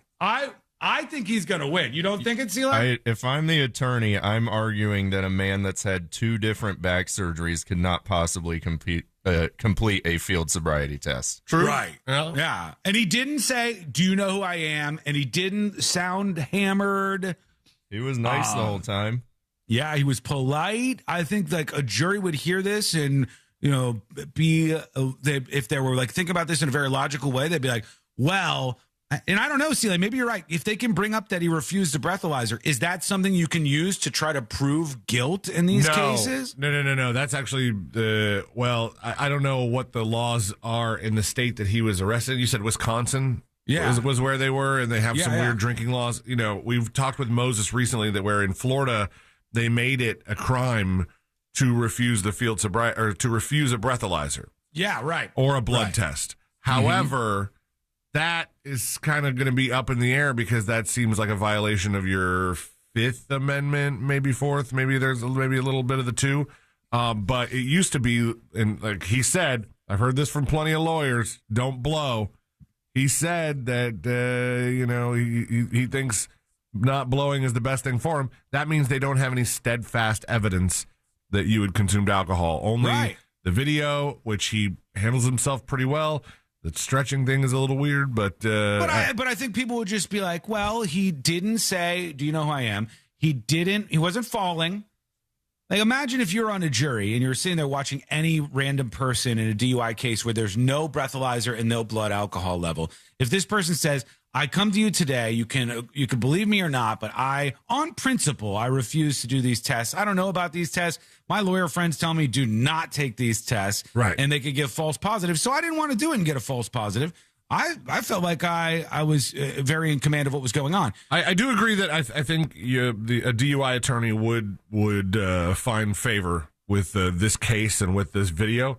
I think that probably, if it were to go to trial, you might have the prosecutor putting a police person on stand and saying, like, here's all the parts of the field sobriety test. Here's what we're looking for, and here's where he fell short of them. Mm-hmm. Probably talking about the way he asked people to repeat stuff a lot. But overall, the evidence is not there that he ever had a recorded blood alcohol level. It's definitely not a slam dunk against him, I don't think. I literally did not expect it to be. It looks pretty good from him. Do you think his employers, because now he's a commentator in the sports world, if I was his employer and I watched that, I wouldn't say fire this guy. If I watch the body cam footage and I'm an employer and it's my employee and they're whoa, like if somehow that's related to their work performance, right? Otherwise, I really don't care all that much. But if it's related to their work performance, and I watch that, I go, there's not enough here for me to actually know at 100% certainty or beyond a reasonable doubt that this guy's drunk. That's what I think. A lot of people on the texting service are saying, like, listen, if you're getting the field sobriety test, you're going to jail. Do people pass field sobriety tests? Like, I have. You have? I've passed multiple field sobriety tests. Yeah. It's a true story. I have. Over the years, I was famous among my friend group. They would drive by. We'd be on the way to a party. I'd get pulled over. I'd be doing the roadside test, and they'd be like, Sean's just going to be a couple minutes late. Because I passed them every time. They'd be like, I don't know. And then never, because of course I was sober. I wasn't drunk. I wasn't at all. Then why is it impressive that you passed? Yeah. We got to go to break. All right. I would answer that question, but we have to go to break. We're going to go to break very quickly. And when we come back, we've got much more to get into, including your feedback. We'll talk about Sophia Cunningham and the WNBA with some drama, a new DoorDash service that sounds absolutely unhinged, and a whole bunch more coming up next on the News Junkie. Real Radio. Hello. Welcome behind the scenes of the show. What do you think if you are the juror right now, guilty or not guilty? If you were asked to say, was he intoxicated behind the wheel? Tony Romo, you're the juror right now. Guilty or not guilty? Trauma Merce says not guilty. I would find him not guilty. I'd be like, if this dude is drunk, I don't know that he is drunk to the point where it would have been over the limit. Because he sounds in control. His cognitive functions are working fairly well. Even though there was difficulty talking because the vehicles were passing on the highway. Not guilty. He'll beat the DUI charge, says Rage. No proof, not guilty. Anonymous, not guilty. Yeah. Looks like a lot of you are on that side. I think he's got a good case.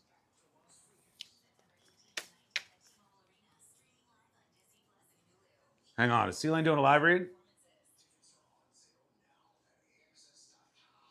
Let me get this thing from Mo.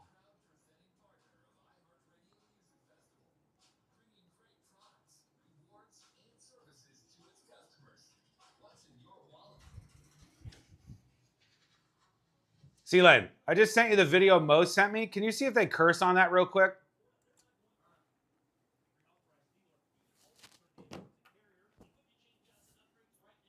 Not guilty, says ex-swimmer. I don't think it'll go to trial and be dropped before because of not enough evidence.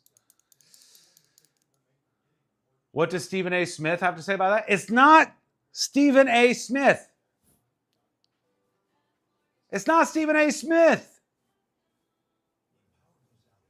Jesus. Guilty, nobody stretches first? What are you talking about? When I get in here before the show, I'm like,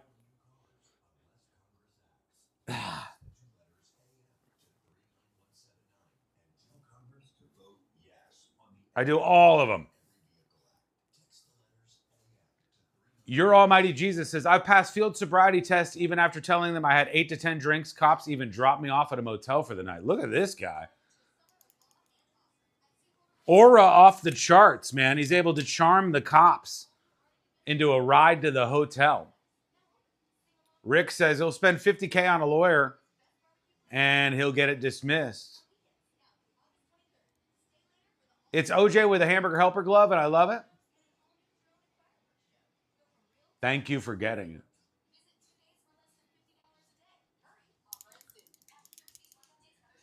Tanya says, but the thing is, even if it's dropped, he refused to blow, so he should still lose his license for a year.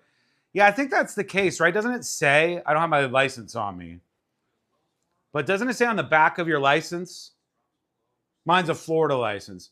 But on the back of your license, I think it says something about like, if you refuse to participate in any roadside proficiency tests, you forfeit use of this license for 12 months or 1 year or whatever. Something like that.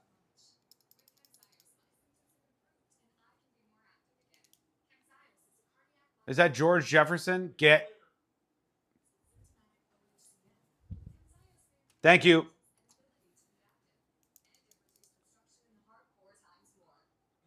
Sean's dressing has been the rose of my day. Was that not right? Did I not do him right? Jack, did I not get those right? It's like, oh, you hear that? That must be right. It's popping. You got to really get it moving. Does he lose his driver's license in Texas? It didn't happen in Texas? That's a good question. Why would you clip me stretching? Just Google stretches and you'll see the same exact form and same exact moves. Oh, this is how you get your day going. Even if they suspend his license, it would be for the state of Wisconsin. He will be able to drive in other states. Is that true, though? I'm not saying I don't believe you. But so, like, let's say, for instance, if I go to New York and I get a DUI in New York. Okay, I guess it's more complicated. Because if I get a DUI in New York, it probably affects my driving in Florida. But if I refuse the tests in New York, does that affect my ability to drive in Florida? Those are questions beyond my scope of law. 90 seconds, and we're back. Jack is always watching. No, he switches back and forth. He's usually watching like some actual good content, and when the other shows go on break, then he's like, all right, let's see what's happening over here. He's watching Hassan Piker. Yeah, Jack's watching Hassan Piker, and then he switches over. Sees what's happening here. Oh, there it is right there. Cat BH says, the license says operation of a motor vehicle constitutes consent to any sobriety test required by law. That's crazy that you can agree to stuff on that level. All right, we're coming back right now, everybody. Stand by. Stand by.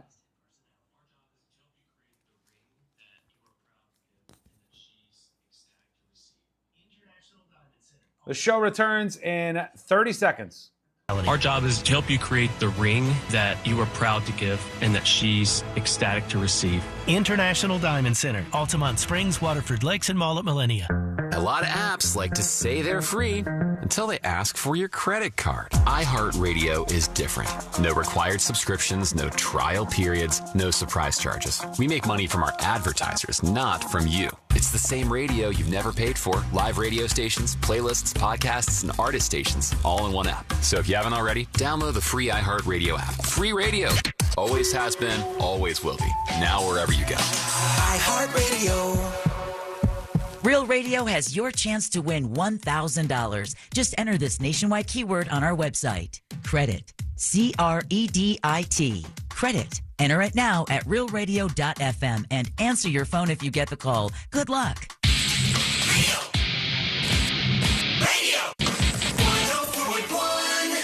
Preparing you for the impending robot uprising. This is the News Junkie.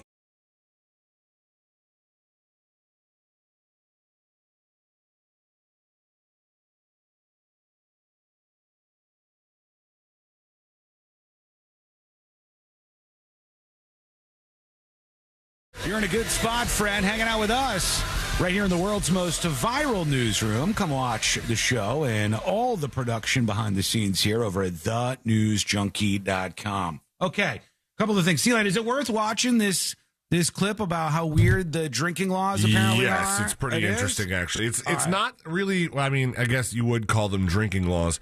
I would say more the driving under the influence laws are the weirder part. Like, we've talked about plenty of places that have weird laws about how you can drink, where you can drink, how much you can drink, different things like that vary from state to state. But I guess what this guy is explaining is that Tony Romo picked the best state to commit this offense in. Oh, really? All right, let's hear from him. Here it is. This is the clip Mo sent over, and we'll talk to him about this, I guess, later on in the week. Tony Romo getting arrested. Is everyone realizing how insane Wisconsin's drinking laws are, myself included? And you know that people from Wisconsin are drinkers. When the laws around drinking and driving basically give you a free DWI. So the other day, Tony Romo was in Wisconsin playing in a golf tournament where he shot 35 over, by the way. Not very good, Tony. But he got arrested for an Was that really needed? He trumped it. Well, is that proof that he was drunk? With 35 over is quite bad. Now, in Wisconsin, an OWI is basically a DWI in any other state. But apparently, Tony had a really sketchy field sobriety test, so he got arrested, cooperated, got booked, and then got released. Now, nobody knows what Tony's BAC was, but what happens to blood you alcohol content in the state of Wisconsin when you drive drunk is different from any other state in the country. Because as I was looking into this, I just realized that your first offense is basically a get-out-of-jail-free card. Okay, it says first offense is a civil. Oh, your first DUI is a civil offense? Not criminal. It's not criminal.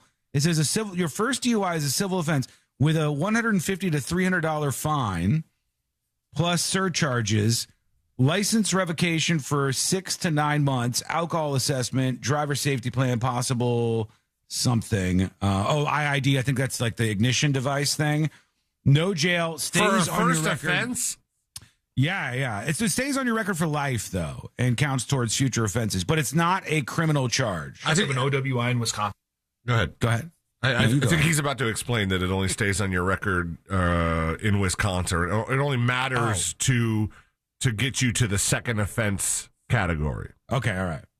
Is a fine of $150 to $300 with a $435 surcharge. You get your license revoked for 6 to 9 months. You got to take some courses, but there is no jail, and it's considered a civil crime. And this only stays on your record in the state of Wisconsin, and it does count towards future OWIs, but it will not show up on background checks because it is a civil forfeiture. Compare this to any other state in the U.S., you're looking at a misdemeanor and up to a year in jail. Like for your first? You can get a felony on your second DWI. But in Wisconsin, it takes you 4 OWIs to get a felony. So now, in no way, shape, that's or what he's form, pointing out. So the second 2 are just misdemeanors. They're not felonies. And the first one's civil. It's not even criminal. So you have to get to 4 drinking and driving charges in the state of Wisconsin to get to like big trouble? To get a felony on your record. That's quite a bit there, but I think he's going to get off. All right, so what you were saying there is the IID thing is the interlock device, but that's only if the blood alcohol content is above 0.15, equal to or above 0.15. That's crazy. That's a lot, right? It's a decent amount. Yeah, if you get over, if you double the legal limit, so 0.08, 0.16, they might say possible IID. But the thing is, they don't have a number for Tony Romo because he didn't blow. There's no jail. Yeah. And it really just counts towards your future offenses, but mostly in Wisconsin. I mean, I don't know if that translates over to the other states. I think he's in good shape there. Big thanks, by the way. Big fat thanks So Brad Wallace, realtor, for the 16 gifted subscriptions Oh, my. on newsjunkie.com. Oh, well, look at that. Look at that, Brad. 2 cheers for you, Brad. Thank you for the support. That's big support. Big support. Go claim one of those and unlock a premium subscription on the newsjunkie.com, including secret shows access. Let's see what else we have here. A bunch of people have been chiming in. Somebody says, you outed the insider tip. This was something. This is during the break. That's no big deal. No big deal. They're saying, did you guys really email the pizza guy, the pizza politician guy? Yeah, I think Sealand did. Yeah, I did. Yeah, we'll see if we hear back from the pizza politician guy. Well, if I don't hear back from him in 30 minutes, it's free. Mike emails and he says, you think the snake bite was bad for that lady? Check out the price tag on the anti-venom. Is that expensive? It doesn't surprise me that it would be expensive, but I'm not sure. Let's see what that would cost. Anti-venom treatment cost or something? Rattlesnake anti-venom costs $2,500 to $15,000 per single vial. Damn. Total hospital charges for a full snake bite treatment regularly reaching $100,000 to over $290,000 because patients often need anywhere from 4 to 30 plus vials, I guess, depending on the severity of the bite. What was the high end of that? High end would be $290,000 for the hospital stay. Damn, almost $300,000. The per vial price depends on the hospital and the specific brand of antivenom used, such as Crofab or Anavip. Most treatments require 4 to 6 vials, the initial dose, but severe or complex envenomations, never heard of that word before, can require 30 or more vials. And then there's all that other kind of stuff like emergency room care, ICU monitoring, lab work, secondary treatments, anything that gets you close to that $300K mark. I would be floored if they didn't factor in the cost if they had to emergency fly in the antivenom, then you would probably be on the hook for whatever the cost of that flight was. Man, but it saves your life, right? Because you would die otherwise, I believe. Right. So, but does insurance cover like an antivenom for a snake bite like that? I'd just give a fake name. I would walk in there, fake name, get myself out, never have to deal with that again. No debt for the rest of my life. They're never going to track me down. Congratulations, you're living, but good luck keeping any of your money. Yeah, $300,000 down. Howdy, TNJ crew, says somebody to tipsthenewsjunkie.com. Just curious, what are the current laws for pedestrians intentionally blocking a car? This story came up on my social media feed. A driver pulled into a nearby drive-thru to grab a drink, according to reports. An angry woman followed on foot, confronted her aggressively at the drive-thru, yanking on her door handle, pounding on the windows, trying to bend and break the antenna, and generally escalating things. When the driver tried to leave, the woman stepped in front of her car, taunting her with lines like, "You're going to hit me? Go on, you stupid dog. What are you going to do? Hit me?" The driver inched forward to get her to move. The woman jumped onto the hood of the car, and I guess they hit her. Did we talk about this? We had a story similar to this. We did, I think. This is from April, the story the person sends. I remember talking about this. The woman jumped on the hood of the car, and then the car just kind of drove off. Just for those of you who don't remember, here it is. An enraged woman on the Gold Coast clinging to the bonnet of a car. But it's the driver who's been sentenced by the courts. Only 9 News has the video. I think she drove too far. You're gonna hit me, bro. You're in the driver's seat. I do remember this. Remember this lady? Yeah. Behind the wheel on the Gold Coast is 22-year-old Natalie Alice Shaw. In her path is an enraged woman. Go on. C word. Go on, you stupid dog. Stupid dog. Yeah, I remember this. To my car. And she went flying off the side of the road. Oh, my God. Yeah, all right. So I don't think you can just cruise down the road. And then the woman fell off, and she probably got hurt pretty badly. But if I hit you with my car because you're threatening me in front of it, I think you might get out of that one sometimes. You have to be threatening, though. You would have to argue to the police, argue to a jury that you felt that your life was in danger, and that's why you hit this person. Like, you cannot use your car to nudge them. Mm-hmm. I mean, I think, like, Yeah, I think that the person who's blocking your way, as obnoxious as it sounds, is a little more protected than you are. If they're trying to smash your window and like kind of attacking your car and stuff, you can drive through them, can you not? I would say them trying to smash your window would be reasonable fear for your safety. Yeah. Right. You got to get to that level somehow, I guess. But I mean, like all of the advice for somebody that finds himself in that situation is lock the doors, record everything, call the police. True. Yeah, that's a good idea. I agree with that 100%. All right. We have a lot in the second half of the show to get to. We'll get to this Sophie Cunningham WNBA drama, the new service from DoorDash, some of the Fauci stuff maybe. There's a bunch to work in clips-wise. We're just getting started, but the hot sheet is coming up next on the News Junkie. Coming up tonight on Real Radio at 7, it's a corporate time with Tom and Dan, brought to you by Gringos Locos and Modern Plumbing Industries. At 8 p.m., it's Good Sauce with Ross and Joel. At 9, it's... Hello. Welcome behind the scenes of the show.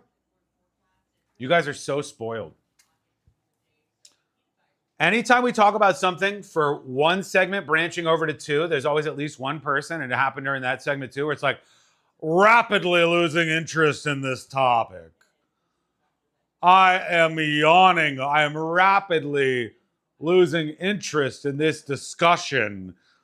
You're so spoiled. Wait, what else do you think you're going to get that moves as fast as this show?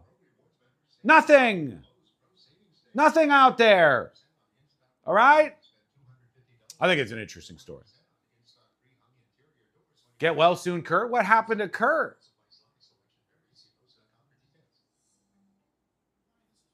What happened to Kurt? Regular day at work, but, just my thumb, not my abdomen? Well, I like how you guys keep tabs on each other, though. That's very sweet. What a good community. Heads up. American Airlines flights were grounded to a halt yesterday. There was nationwide storms and a brief IT outage that led to a nationwide ground stop for American Airlines flights. American Airlines flights not in the air were being held because of the IT outage, they said. A technology issue briefly impacted connectivity for some systems, the airline said in a statement. Connectivity has been fully restored. We apologize to our customers for the inconvenience. We appreciate the efforts of our team to bring our systems back online so quickly and take care of our customers. Only 45 minutes for the full ground stop, but not great for American Airlines. That's a great pick of Sean. What pick? I didn't see it.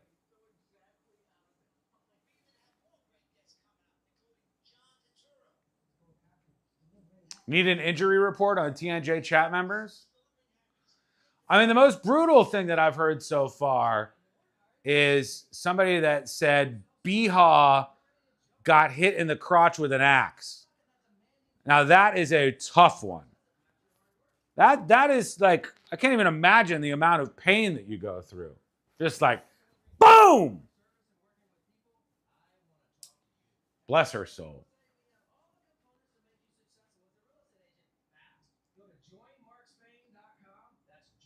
Flesh-eating bacteria issues? Oh, that's not good either.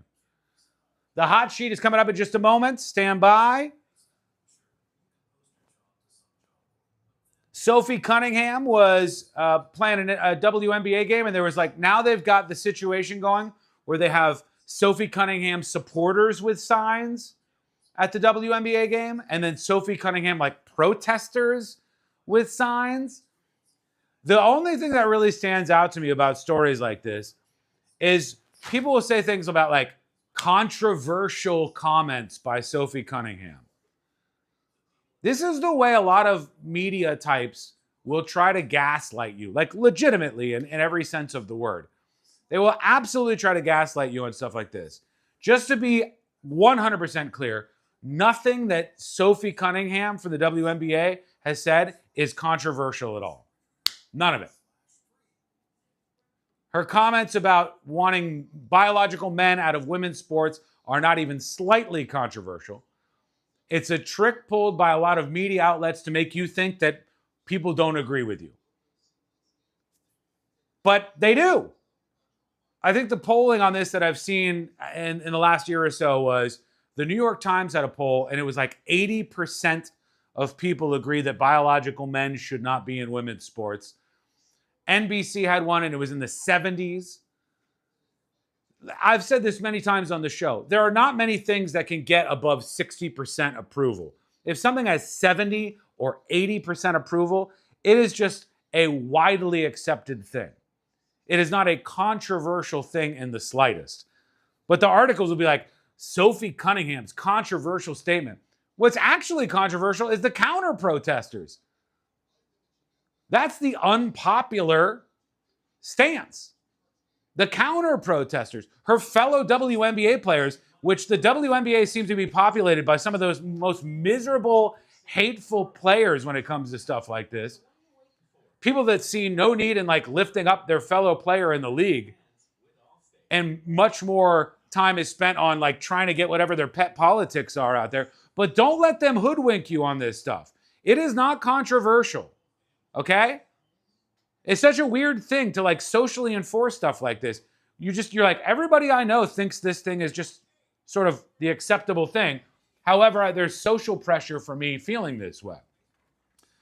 Big thanks to Jay Turn, you glorious, glorious man. I think, man, with the 2 gifted subscriptions. Thank you for that. Appreciate that over at thenewsjunkie.com. Let's keep it going. The Fever played last time. It was a normal game, no drama. Nah, they were booing her a little bit. And there was like pro and against signs. We'll go over it a little bit here. And then the opposing team was like posting some photos going against Sophie Cunningham. We'll get into that a bit. Hyper-fast internet is now available in your neighborhood. Learn more at att.com/internet. Limited availability in select areas. What if we told you Matt Damon was screaming on set to get his voice weather warned for The Odyssey?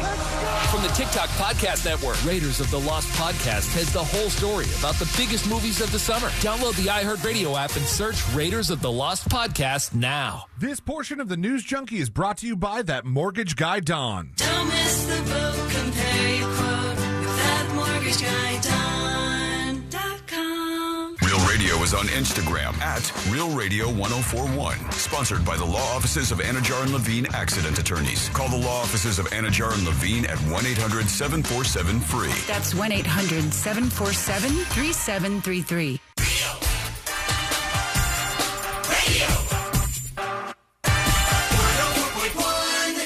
Send us a dispatch and join the ranks of the... Unfortunately for the rest of us who are raging against these things, which is a lot of you. We'll get into that too. A juicy story at the top of the hour. My God, probably the most salacious story of the day at the top of the hour. And then the DoorDash thing. And we've got many, many things to cover, including this car chase story and a lot on the way. But let's give some time to the man who blocks no flock cameras right now. Let's do the hot sheet. Check the hot sheet. It's news, but not like real important news. Best investigator reporting on the planet. The top stories from the people on your screens and speakers are on the hot sheet with C-Lane. That's right. It's the top 5 stories in the nonsense news that is brought to you by that mortgage guy, Don, the man, the myth, the legend. And we're going to start with Tom Cruise, who now has something in common with Mr. Brad Pitt. Now, you would guess a lot of things in common. They're both very successful, actors. I don't think Brad Pitt is a Scientologist. No, he's not. They're both very successful actors. They've been in a bunch of big movies. I don't know if have they ever worked together, Cruise and Pitt? You know what? I don't know if they have actually. Now that it might be an expensive movie. It might be a little too much star power for one flick. Interview with a Vampire. Ah, okay. Points. And now Tom Cruise has joined the club that Brad Pitt is in, where his kids no longer want his last name. Because Tom Cruise's daughter, Suri Cruise, who he famously had with Katie Holmes, has officially dropped the Cruise from her name. According to Pennsylvania records, in 2024, the only daughter of the couple registered to vote under the name Suri Noel during her freshman year at Carnegie Mellon. Suri and Tom have been estranged since she was 7 years old, reportedly, probably because to get away from the Scientology stuff, I think Katie Holmes kind of wasn't cool with all that. But Page Six was first to report about the name change. The outlet confirmed Pennsylvania courts that you have to register to vote with your legal name, meaning that when she registered to vote as Suri Noel, she had already dropped the name Cruz. Katie denied reports that their daughter had inherited a trust fund. Suri Cruz now, Suri Noel. From Tom. Read all about it. She filed for divorce from Tom after 6 years of marriage in 2012. That's their only child together. Remember when it was like a sign of the times. They had Suri Cruz, right? She was like 2 or 3 years old, and then it came out that they bought her an iPad, and everybody was like, what does a 3-year-old need with an iPad? That is preposterous. Yeah, these are parentless do people. Such a thing. These are childless people, I think, mostly. C-Lane knows now at this point. It's like, well, at the time it was ridiculous. Yeah, because it was early on, but now hey, there is an advantage, and it doesn't always have to be bad about giving the kid the iPad every once in a while. I don't think, first of all, in our household, it's not an iPad. It's just a cheap old kid tablet, which he has. My kid has now added a syllable to that word. He was saying tablet just fine, but now it's tablet. I want my tablet. He's a Southerner. A little bit. Give me the tablet. I'm going to have the tablet. Give Jackson the tablet right now, please. You listen to Jackson and give him the tablet. If he just talks in the third person for his whole life, I will be a happy man. That will be the great. He's on his way to it. He has not stopped. Anyway, moving on. Katy Perry is the latest to not know how TikTok works or music licensing in multiple ways, actually. But pop superstar Katy Perry says she is deeply appalled over the White House using one of her hit songs in a recent TikTok post about the Iran war. The White House's post from last Thursday originally had Perry's song Firework playing over clips of explosions and strikes on Iran with the caption, Iran has been warned. The audio has since been removed, but Perry recently made headlines for her romance with former Prime Minister Justin Trudeau, expressed her disapproval of the use of the song, saying her music is not about celebrating warfare. Now, somebody else clapped back at her saying, hey, isn't this your video of singing Part of Me while wearing U.S. military garb and or the video of her enlisting and training with the Marine Corps? That's neither here nor there. What caught my attention was, despite Perry's objection to the White House post, she doesn't actually have control of how her music is used because Perry sold her music rights to Litmus Music for about $225 million a couple years back. So that might be one of those things where, people are getting a big check for selling off all these music catalogs. That means they can do pretty much whatever they want with it. Did you see her? She's got like a new gimmick she was trying to do where she's in an inflatable water bottle at her concert. No, I thought she had to cancel all her concerts. She's still touring right now? I guess so. Look at this. Just for you streamers very quickly. She's in this inflatable water bottle and she tells the audience spin me to the stage. And the audience doesn't really care. So she's just stuck in the water bottle on the crowd. She's like, roll me to the stage. Help. And then, no. She's trying to do the flaming lips thing. Yeah. Kind of. Like where you're it's not as cool. On the performance. Yeah. Less mushrooms. It didn't go well. Oh, well. Sorry about that. Sorry about your luck, Katy Perry. Bunny. Whoa, sorry about that. There we go. That's my bad. I hit the pause button. Bunny XO. We know that name as being the ex-wife of whom? Jelly Roll. Is that what you were going to say, Sean? Yeah, I was. I was going to say that. I was going to say the roll part as long as Josh did, but I was going to say it. Point that out because you weren't going to say that at all. Jelly Roll. Bunny XO has hit the ground running since splitting from Jelly Roll. She's enrolled in college, making out with younger reality stars. Enrolled. And now she has added to her growing fleet of cars a brand new custom Rolls Royce that looks to be to the tune of about $500,000. Jelly Rolls Royce. I don't hate it. The podcaster purchased a white Rolls Royce Cullinan Too rich for my blood, posting a video of her newest splurge on Instagram. The car retails for between $450,000 and $600,000. In a text overlay, she wrote, "Sometimes a girl needs to spoil herself." Wow. Dwayne Johnson, he needs a gimme. He needs a gimme, guys. He's had a couple rough goes at it. After his bid for an Oscar with the Smashing Machine didn't pan out, he tried but failed to bounce back with the costly box office failure of this month's live-action Moana remake. And even his last two starring vehicles before that, Black Adam and Red One, overwhelmed across the board. But this might be his comeback because Jumanji Open World has dropped a trailer. And the latest edition of the Jumanji franchise will be hitting theaters December 25th of this year. By the way, his latest Jumanji film, it says will have to compete with Avengers Doomsday and Dune Part 3, which sounds rough. But considering the previous two outings with the franchise, the last couple Jumanji films did exceptionally well during packed winter holiday frames, meaning like it's being released on Christmas Day.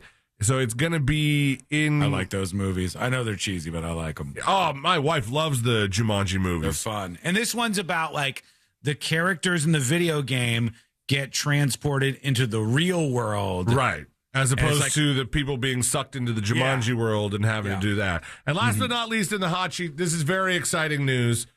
Universal has dropped information about one of its latest haunted houses for Halloween Horror Nights. Yeah? And it is honoring this guy. Ozzy Osbourne. Hell yeah. What a great idea. Interesting. An Ozzy Osbourne haunted house for Halloween Horror Nights. It says that the Ozzy's legacy lives on in the most fitting way with a house in his memory at HHN.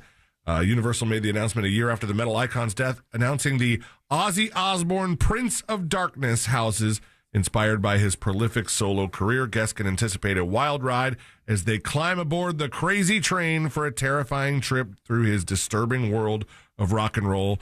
That house will be in both the Orlando and Hollywood locations, joining the stacked lineup for the 2026 season. So that's something to look forward to for Halloween Horror Nights, which, judging by the fact that it's almost August, means Halloween Horror Nights probably starts in a couple weeks. That's right. It's crazy. Yeah. Train. Crazy train. Crazy train. Yeah, crazy train. Ozzy Osbourne. All right. If you want to move away from that joke, that mortgage guy Don has got a mortgage for you.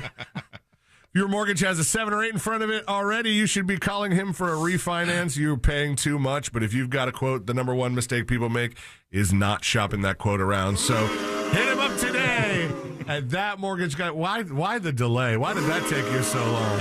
I didn't know if I had it or not. I liked it. Hit him up today at thatmortgageguyDon.com. Don't miss the boat, compare your quote with thatmortgageguyDon.com. All right, stand by. When we come back, probably the most salacious, dirtiest, most vile story of the day. And it's a really juicy one that I don't want you to miss out on. DoorDash has a new service that's unrelated to that thing.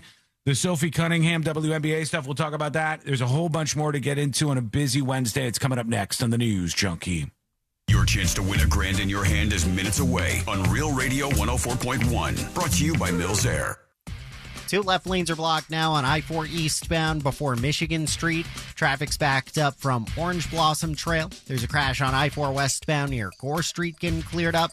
An accident reported on Narcoossee Road at Dowden Road. A disabled vehicle's off to the shoulder on 408 eastbound approaching John Young Parkway. Keep an eye out for that one. See traffic troubles? Call the Valvoline Instant Oil Change traffic tip line at 866-676-8477. From the Traffic Center, I'm James Birmingham. This report is sponsored by Capital One Bank. What's in your... All right, folks. Sparks are going to fly when we come back. Sparks are going to fly. Look at that leaderboard for the month. Look at that leaderboard. Oh, that's for life. There's the month. Look at that leaderboard.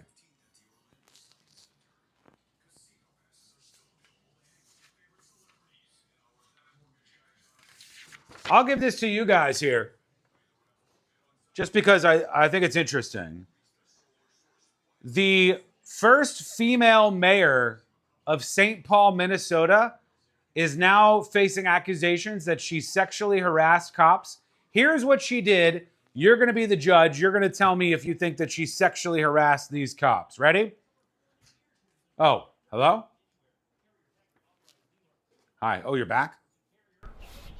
How was it? No, I didn't go anywhere. Was it hot out there? You're all sweaty. Sweaty Betty.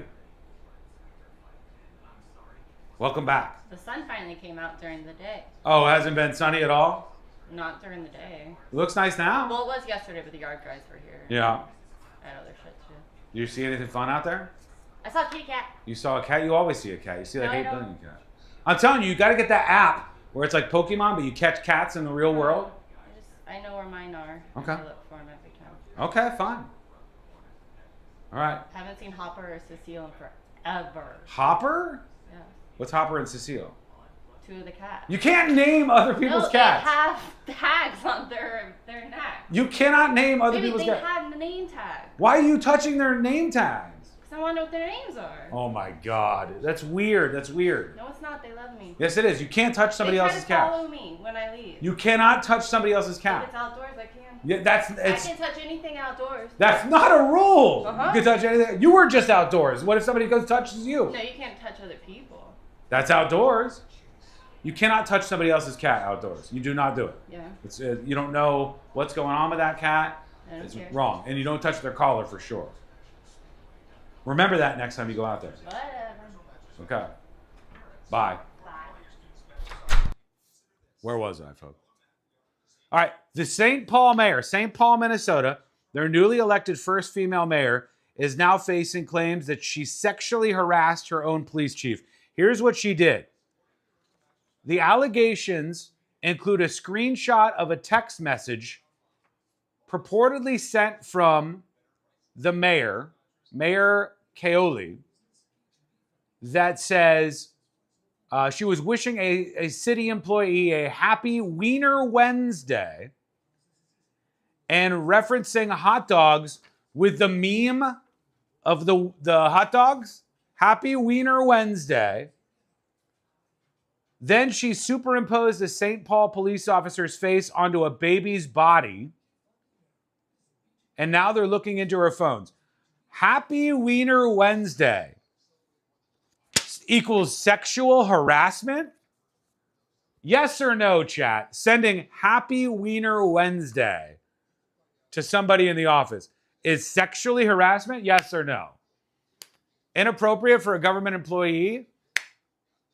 I mean, what? Who cares? Wait, are you living in the 5th century? Wiener Wednesday is like a fun joke that people say. It's like Taco Tuesday. I like Wiener Wednesday so much better than Hump Day. Oh, don't say Hump Day. Hump Day, we know what humping is. That's sexual harassment. That's not sexual harassment, right? That's ridiculous. This is like men going after a woman saying they're sexually harassed by Wiener Wednesday. Are you kidding me? All right, we're coming back. Here we go. And ask about the cancer screening. I believe it's super important. It's Life Imaging FLA. Make sure you tell them Russ and the Monster sent you. Live from the JustCallMo.com studios. Got a question after an accident? Just call Mo. Visit JustCallMo.com or dial 1-800-CALL-MO. This is WTKS-FM HD1 Cocoa Beach, Orlando. An iHeart radio station. Guaranteed human. Real Radio has your chance to win $1,000. Just enter this nationwide keyword on our website. Green. Green. That's green. Enter it now at realradio.fm and answer your phone if you get the call. Good luck. Radio. Real Radio. 104.1. Home of the world famous Game of Magnets. This is the news.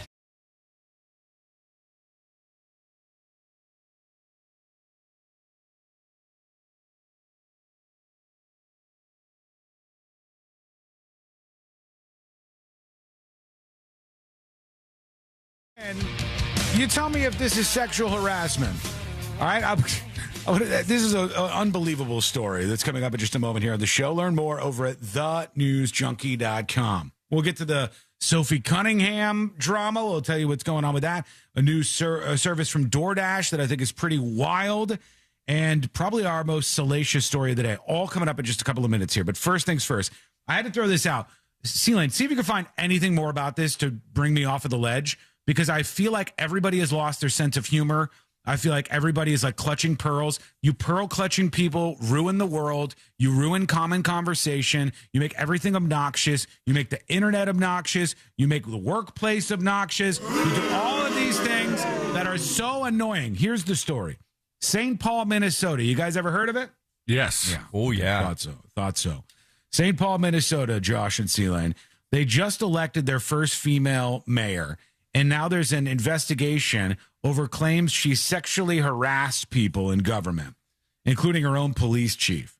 All right, they said she made sexualized comments. Her? Yeah, the new mayor, who is Mayor Kaoli, and this woman who just took over. I don't know anything about her. I don't know what party she's of. I don't care about any of that. But when I saw this story, I was like, pearl clutching weirdos who get like so upset about it. The evidence that goes along with this, that they're now investigating this female mayor for sexual harassment, includes a screenshot of a text message from the mayor wishing a city employee a happy Wiener Wednesday. Okay? And referencing eating hot dogs. Okay? A reference of eating hot dogs and saying happy Wiener Wednesday. Now all the little animated GIFs that are coming into chat are making more sense. The woman getting hit in the face with all the hot dogs? Oh, no, there was a better one that was before. I can't scroll with this thing, but Kevin Lincoln Fisher did one that was a hot dog that was like spraying mustard suggestively. Well, that's sexual harassment, according to That's more this. sexual harassment than this lady's text. Saying happy Wiener Wednesday with hot dogs? Don't, God forbid, you get in your Taco Tuesday, or brace yourself, hump day, right? You don't want to, oh my God. Everybody freak out right now. Then I'd send these texts about Fellatio Friday, and all of a sudden I'm meeting with HR. Wait, C-Lane. All right. That one's a little more aggressive. She also superimposed a St. Paul police officer's face onto a baby's body, and now they want to fully look into her phones and investigate her, because they said that she is sexually harassing people. How is that part sexual harassment? Is the baby naked? I don't know. It says it says she superimposed a St. Paul police officer's face onto a baby's body. Me. What about that is so bad? Like, is she just sending some memes and you're getting caught in the memery and you're like, oh my goodness, this is so offensive. Like, who are these people? Okay. The complaint includes allegations about a text message she sent to a city employee. It included an image along with the message when she wraps you up in a blanket after you gave her a good wienering. All right, it's Wiener Wednesday. It's like a hot dog joke. If there was a male mayor, Josh is not convinced. If there was a male mayor and the male mayor was like, happy Taco Tuesday, go get some tacos tonight and then have a real good time with your wife, and like some little innuendo around Taco Tuesday, would everybody be like, well, this is sexual harassment here? What the hell? Like, we can't have any fun anymore? This is over the line now? It's stupid. It doesn't seem like enough to me to warrant that. Again, I don't even know what party this one's for, nor do I care. I was like, this seems a little hypersensitive. And it's a bunch of men, too. I don't know why that makes it worse to me. But like a bunch of men who were like, I am being sexually harassed. Oh, men can't be victims to you? No, what I'm saying is women have put up with God knows what for 100 years. Well, 100 years. A millennia. Women have been around for 100 years, and they've had it bad the whole time. Since they invented women 100 years ago, Josh, there has been things like this that they've faced, sexualization and jokes and stuff in the workplace. And the one woman mayor comes forward and goes, hey, happy Wiener Wednesday, guys. And the guys are like, oh, I'm being sexually harassed. You absolute weakling. What the hell? What is that? Like, this is not what the word sexual harassment is for. Maybe you guys disagree. Let me know. Send a dispatch over at thenewsjunkie.com. If that's sexual harassment, the chat sexually harasses me every show that we do. Every show with the stuff that you guys post and the stuff you send in. I'm not asking for it. Look at how you're dressed. Yeah, you slut. I'm wearing a perfectly normal T-shirt today. Nothing wrong with it. Is that O.J. Simpson? It's O.J. Simpson, you see? Oh, he's trying on an oven mitt? Oh, it's Hamburger Helper. Oh. It's O.J. Simpson with a Hamburger Helper glove. But nobody in chat knows who it is. They think it was Stephen A. Smith. They thought it was Bill Cosby. Racist. Yeah, that, a little bit, right? Yeah, but I mean, I don't want to throw out accusations and clutch pearls over here myself. Let us know what you think. Let us know what you think. Sean, don't be so sensitive. I'm not being sensitive. I'm being the opposite of sensitive. What's that? Insensitive, I guess. Yes. What's the word? That's the one that came up with. That's the one that I'm being. That one there.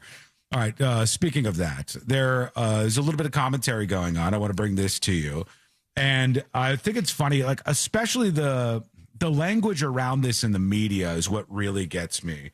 So Sophie Cunningham with the WNBA did some interview, and she made a statement. I'm not going to quote her directly, but it was something like, I think that men should not be playing in women's sports, right? Like, men in women's sports is unfair, and I'm here to fight for women who want fairness in sports. And one of the stories, there's actually a lot of phrasing like this, so I want to show you an example if you're with us on the stream side of things. And so this says, a controversial Sophie Cunningham rally planned, and then before that, it was like, there's lots of stories about how her comments were controversial and the heated comments and all of these things. There's a trick that goes on here, and it's happening a lot with this WNBA story because, brace yourself, a lot of people in the WNBA are crazy, all right? They're insane people, absolutely unhinged people who are actually the crazy ones. But that aside, Sophie Cunningham makes a statement, and she's like, women's sports should be protected, and we want to make sure things are fair for young girls who want to perform, or grown women even, in the WNBA. And then they went on with like controversial comments about a touchy thing. When I looked at this last, and you can double check me on this just to make sure I'm not making things up. The last polling I saw on this exact topic, like should biological men be able to compete in women's sports? The last polling I saw on this was like 80% of people agree that they should not. 80% of people believe that biological men should not be competing against women in sports. 80%. I cannot name to you another thing that 80% of Americans would support. I cannot. Pizza would go below 80%. Do you like burgers? Are we talking about Antonio pizza or the actual meal? Wiener Wednesday has a lower than 80% approval rating. There's very few things on the planet that 80% of Americans agree on. Not a million different topics out there. Can you get people to go like, oh, yeah, like obviously, I think that biological men have an advantage, so they should not be performing specifically on a competitive level with women in women's sports. And that just is an unfair thing. 80% of people in the poll I saw. And then I think NBC News had one that was in the 70s, 76, 75-ish, around there was the polling data I saw. Should biological men compete in women's sports? That is the least controversial thing I can think of. That is literally like if I'm standing in front of a crowd and they say, and I want to say something to them that 80% of them will agree with, that's a thing I can say. This is easier than Lois from Family Guy saying 9/11 to the crowd, when 9/11 patriotism was at fever pitch. 9/11 was bad. Like this, it's not controversial in the slightest, but I guess there was some people who were booing her. The funny part is now there's like people supporting her, and then signs for and against her at the games. The Seattle Storm posted one of their players, and they had like their intro outfit because the ladies from the WNBA do like these intro outfit things. And her outfit said trans rights are human rights as like a shot back with a bumper sticker slogan at Sophie Cunningham. Here's some of the people on the sidelines. Somebody said, no hate in these United States. They were like against her statements. And then somebody said, thank you, Sophie, for speaking up for girls. Those people were forced to take down their signs at some point during the game. And it's just the only thing really of note about it to me is that it's pitched as if there's something controversial going on here. Don't let them do this to you. The media loves to do stuff like this. They'll have a fringe opinion themselves, and then they'll label you as the controversial fringe outsider person for believing something that almost everybody universally agrees with. That's the kind of thing that happens. Well, it used to happen more. I think people have had enough of that, right? I think like the WNBA is full of a bunch of crazies, and that's kind of being exposed a little bit in the melee here. But really, they might have to end up on something here where they just say, they might have to take the shut up and dribble line and say, we don't want signs for or against this at all during our games. I think the most hilarious thing in the world would be if they actually had a biological male who's like 6'8" or something and started playing for one of the WNBA teams, and you would watch everybody. It would go from 80% to 100%. People would change their minds real quick on that one. But what do you think? Let us know. Send a dispatch over at thenewsjunkie.com right now. You can also join us with an email. Lots of people email the show, and I want to hear your comments. If you want to be anonymous, maybe it's like a hot topic. You don't want your name out there, whatever, right? If it's like that, you could put anonymous on top of the email. And 98.6% of the time, I don't mention your name when that occurs. Every once in a while, I accidentally do. But mostly I do not put anonymous on just don't top repeat your name in it. Yeah, it'll be like, and I, Dave, and I'm like, don't trip me up like that. But I want to hear from you. Tips, TIPS, at thenewsjunkie.com. C-Witch says, I think the fact that there are almost no trans women in sports at all makes this obsession with trans women in sports so effing weird. Okay, then we can stop talking about it, right? The New York Times can stop nonstop running articles as they have for the past, 15 years about these kind of things. We could stop talking about this altogether. I like the idea that there's a unidirectional obsession with these issues. No, people were shoved this stuff down their throat for a decade or more. And then when they respond in the slightest, those same people are hit with whoa, why are you so obsessed with this? This is a fringe issue. And you're like, yeah, that's what I was saying when you wouldn't shut up about the fringe issue nonstop. That, I think, is what's causing the issue here, in my opinion. You let me know what you think. But, I mean, at the moment, there are no biological males playing in the WNBA. No, but there's nothing keeping them, I don't think. Just like the NBA. There's nothing, I don't believe. I might be wrong about this. NBA, MLB, NFL. I don't think there's anything competing, prohibiting a biological woman from competing in any of those categories. Or in those sports, I don't think. Wow, this sounds like a rom-com waiting to happen. I might be wrong about that, but I don't think so. It would be funny, though, to see just at least for one game, like you said, some 6'8", and then just dunking on the Seattle Storm player, Stephanie Dolson. Becomes the MVP, gets the league bonuses for the WNBA. Every one of these people who's yapping about this will go okay, obviously this is stupid. This doesn't make any sense. Because that's what people actually think. Tips at thenewsjunkie.com. Kara emails the show. Kara's angry. Kara says, I'm sick of self-checkout, especially in a place like Lowe's, when there are no regular checkout lines or anyone anywhere in the store to help you. It can be okay as long as there's a few regular lanes, but when there are no regular lanes, this is a bunch of crap. That is all, says Kara, completely unprompted. I can tell without a shadow of a doubt that Kara just came out of a Lowe's and didn't have a good purchase experience in her whole process.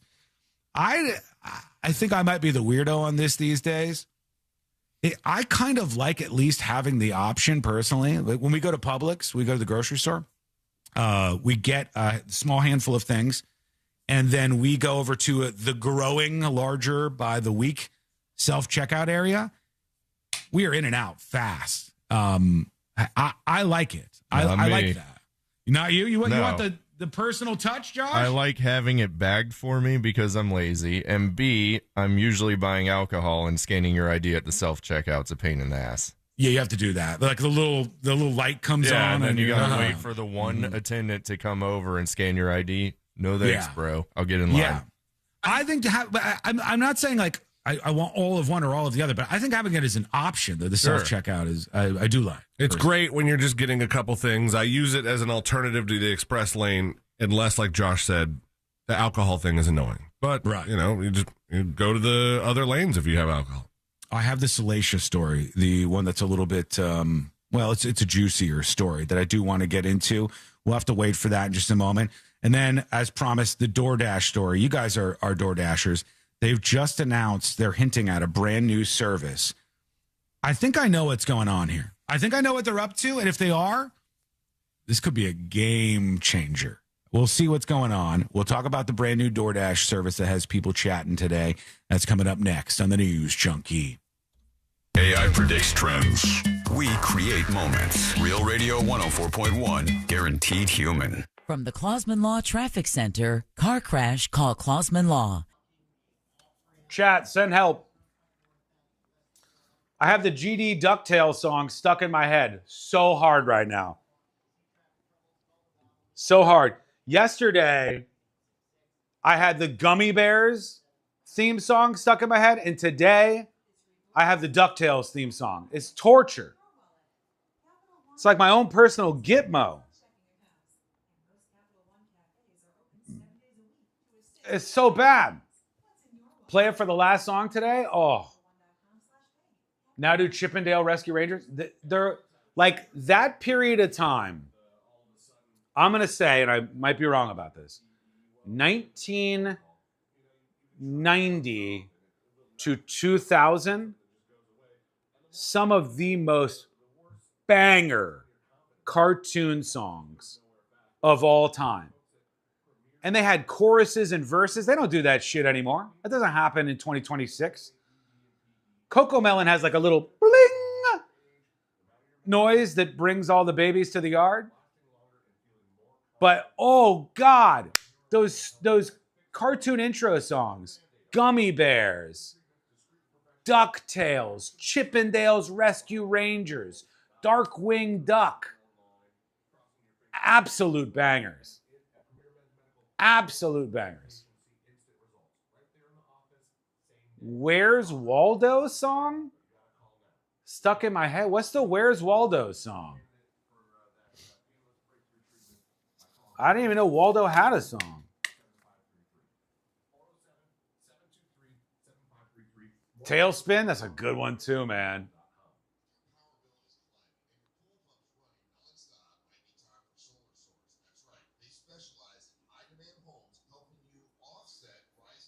Gummy Bears were early to mid 80s. What was that? Let's see. You're probably right. Gummy Bears cartoon was earlier.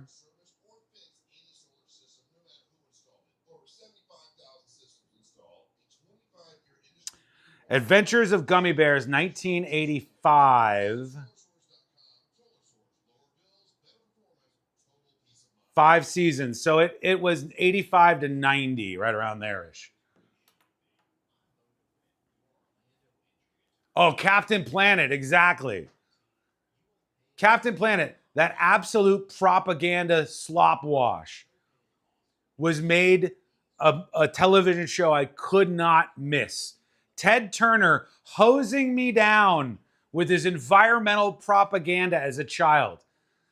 Ted Turner just like hitting me with the hose. His political semen just spreading all over humanity. And I couldn't turn away.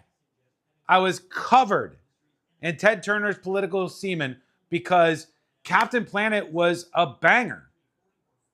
The song was so good. The show was pretty fun. The bad guy was awesome. It was awesome. And the propaganda was barely even hidden. Like, he's our hero, going to take pollution down to zero. They're not even hiding the messaging. And just political semen just everywhere. Just the hose is hitting you, but it's so good that you just keep taking it. 2 minutes. We're back live on the show. Now Miss Rachel does the brainwashing. Here's the thing. From my experience, Miss Rachel has exactly the opinions that I would expect of a 30-something white woman who's incredibly wealthy and privileged in the United States of America. She has exactly exactly all the ideals and political talking points and everything that I would expect from somebody in her territory. I have never actually seen evidence that seeps into the videos she makes for little kids, but I might be wrong. I might be wrong about that. She's very successful in that world. Very, very successful. Magic School Bus is another one. Man, is that good. Also, propaganda. It's like go to school propaganda from the Magic School Bus. Political semen, just all like right at the screen. But you're like, oh, it's okay. We're going on a ride with the teacher lady. Magic School Bus. We're going to come out somebody's butthole in our school bus again. Dude, I loved Yo Gabba Gabba. How old are you?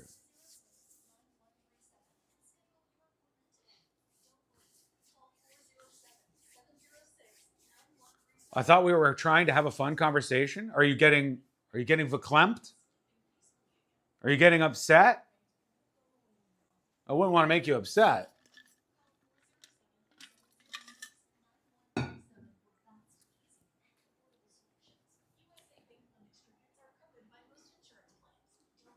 Who's Cowboy Curtis?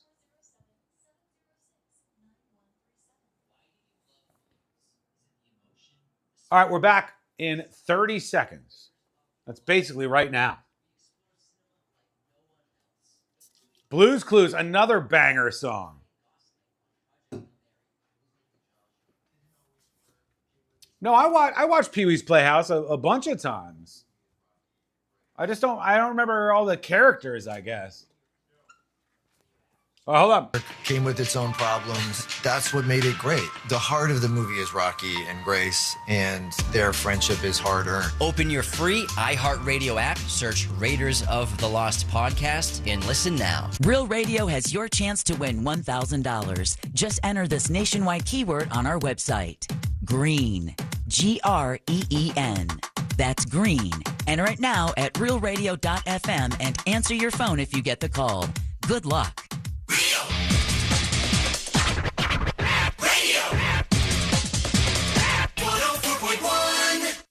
No one's really sure what all C-Lane's buttons actually do.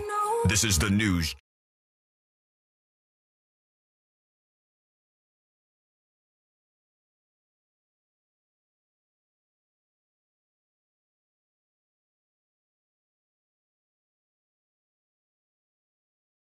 Up with the most, intense flood of all these songs. I told them when we went to break, just one tiny little thing that got everybody popping off. Learn more about the show, by the way, over at thenewsjunkie.com. Subscribe to a premium account over there. Gift subscriptions to other folks if you want to be generous. I said, I don't know why, but I have the DuckTales theme song deeply stuck in my head. And I said yesterday, because of some clip that I saw, don't remember where I saw it, don't remember what it was about, but I saw some viral clip, and that one had the Gummy Bears cartoon theme song in it. And I said, that timeline, some of those cartoon theme songs were so catchy. So wait, you heard the Gummy Bears theme song, but then got DuckTales stuck in your head? No, I heard the Gummy Bears theme song yesterday. That was stuck in my head almost all day yesterday. I'm going for a walk around the neighborhood. It's like gummy bears, and oh my god, bouncing here and there and everywhere. It's such a good song. We're like, legitimately would have been a good song if it wasn't even attached to the Gummy Bears world. Kind of seems like a wasted good song in a way, but I had not that one, for them. It doesn't, man. That's huge. And then today it was the DuckTales thing, and then people have just been riffing off all of those cartoon songs. Cartoon song. That sounds gross. Yeah. Cartoon songs. Josh is too young for this convo. Josh, still, there must have been. I am. You didn't know DuckTales? I never watched it. Come on. You never seen DuckTales? It's like a hurricane here in Duckburg. Yeah. Duckburg. Who could forget? Chippendale Rescue Rangers. You never watched that when you were a kid? What did you watch when you were growing up as a kid? What was the cartoon? Godfather. There's no way you were watching The Godfather. I don't believe it. No, I watched Nickelodeon. I had like Hey Arnold and Rocco's Modern Life and Ren and Stimpy and whatnot. Rocco's Modern Life had a pretty good little jam to it. I don't remember if Ren and Stimpy had a theme song. I don't remember either. Ren and Stimpy was the one where my parents would walk in and they'd be like, I don't know about this. They were right. I think, I don't know if I ever got any blowback. I don't know that I really tried to watch Ren and Stimpy that much, but I'm guessing that if I tried, like my mom would have thought that was just borderline Beavis and Butthead, and then the line was drawn before Beavis and Butthead. Like they were playing around in the cat litter a lot. I remember there was Stimpy. You idiot. There was a lot of like stuff going on where my parents would walk in and they go, this isn't necessarily bad, but it doesn't seem great either. Where's the Gummy Bear song? Oh, I don't even want to do that to you. Celia, can you bring that up? It's like, it sounds like this 80s guy with the greatest 80s voice ever who, for some reason, couldn't have a hit of his own, so had this. Courageous and caring, faithful and friendly with and when he hits it, I mean, he just the forest they sing out a chorus, marching along as their song fills the air. Gummy bears bouncing here and there and everywhere. Oh God! High adventure that's beyond compare. They are the Gummy Bears. I'm telling you, that is just a good song. Mm-hmm. Just inarguably, you never heard this song before? Nope. Some of you? What? Never in my life. Oh, God. So that was from what was a block of programming known as the Disney Afternoon, which had its own theme song, which was also catchy as hell. Yeah. But all of the shows that were in it, they were great. Tailspin, I tried to let Jack watch Tailspin a couple times. I did not realize how much shooting was in that show. Better times. They're all shooting each other. Tailspin, they're all like firing at each other with planes. I'm like, man, there's not like direct violence, like slapping and punching and blood, but there's a lot of shooting. I didn't know that they shot so much, but it's just a kid watching it, I guess. The Gummy Bear song was performed by the son of John Williams, Joseph Williams. Really? Williams. Performed by or composed by? Performed by. Wow. No, interesting. John Williams, the famed composer? Yes, his son did the Gummy Bear song. Oh, man. Can you imagine? His dad's like, well, I've done Jaws, and I did this. Star Wars, Indiana Jones, Home Alone. I did the Gummy Bears theme song, Dad. Remember that? Yeah, but what you never talk about with John Williams is he got his start in television as well, and he was making he did like the interstitial music for Gilligan's Island. Oh, that's so good, if they made some like horrible, stuck on an island pun, and you heard like a hin hin hin hin hin or something while they transitioned into another scene, John Williams did those. That's kind of fun. Where you got to did start. Cooler stuff after that. Sure. Well, look up the rest of Joseph Williams' career. He sang with Toto for a few years. Okay, so he's obviously talented. I mean, he's got a just great voice. Oh, he was the voice of adult Simba also in The Lion King. It would be so weird to be this amazing performer, and then when somebody goes, "Oh, you're a musician? What would I know you for?" And you're like, "The Gummy Bears theme song." Wait, I thought adult Simba was Matthew Broderick. I thought maybe a singing voice. I think singing voice. Okay. Yeah. That makes Broderick sense. Can't sing the Broadster. No, he doesn't have the skills. There's a new service on the way from DoorDash. Nice work on that. From DoorDash. DoorDash says something's in the air. They post this. Millions of views, people speculating about what this service is going to be. It's an airport and a DoorDash bag going around the carousel. It says cleared for takeoff and takeout. All right? DoorDash Air. Coming soon. Coming fall 2026. DoorDash Air. Coming fall 2026. Am I crazy? Is this not going to open up DoorDash to make it so you don't have to Elvis Presley it and get on a plane and fly to your favorite restaurant across the country? You can literally order like DoorDash Air from your favorite pizza place in Chicago. This seems excessive. You can kind of do that with like Gold Belly. Yeah. But it comes frozen, I think. My theory is if you have somebody who's on vacation and they want to make a little extra money, you have them pick up one of these DoorDash Airs on the way to the airport. They check it in with their flight, and then they bring it to whatever location they're at. And so all you have to do is wait for the duration of their flight, and you get whatever. Okay. Like not just DoorDash from your neighborhood, from DoorDash from the world. Okay, I don't think that's what it is at all. What is it then? You overthought it. No way. It says DoorDash Air. Yeah, it says DoorDash literally. Air, and it's moving around like one of those luggage carousels. Yeah, but it's one of the food things. It's a food carrier. When I Google DoorDash Air, it's not saying anything about that. It says DoorDash is building its own drone delivery service called DoorDash Air. Oh, okay. Which makes that little teaser trailer completely irrelevant. That's not even at the airport. It says something's in the air. Something's in the air, cleared for takeoff. DoorDash. Yeah, they're cleared Air. for takeoff because they got FAA certification to actually use drones to deliver food. What was the service I sent you and Wing. Josh in the group text? Wing? And that's here where we are. There's a service called Wing, apparently. I've never used this. Look that up, C-Line.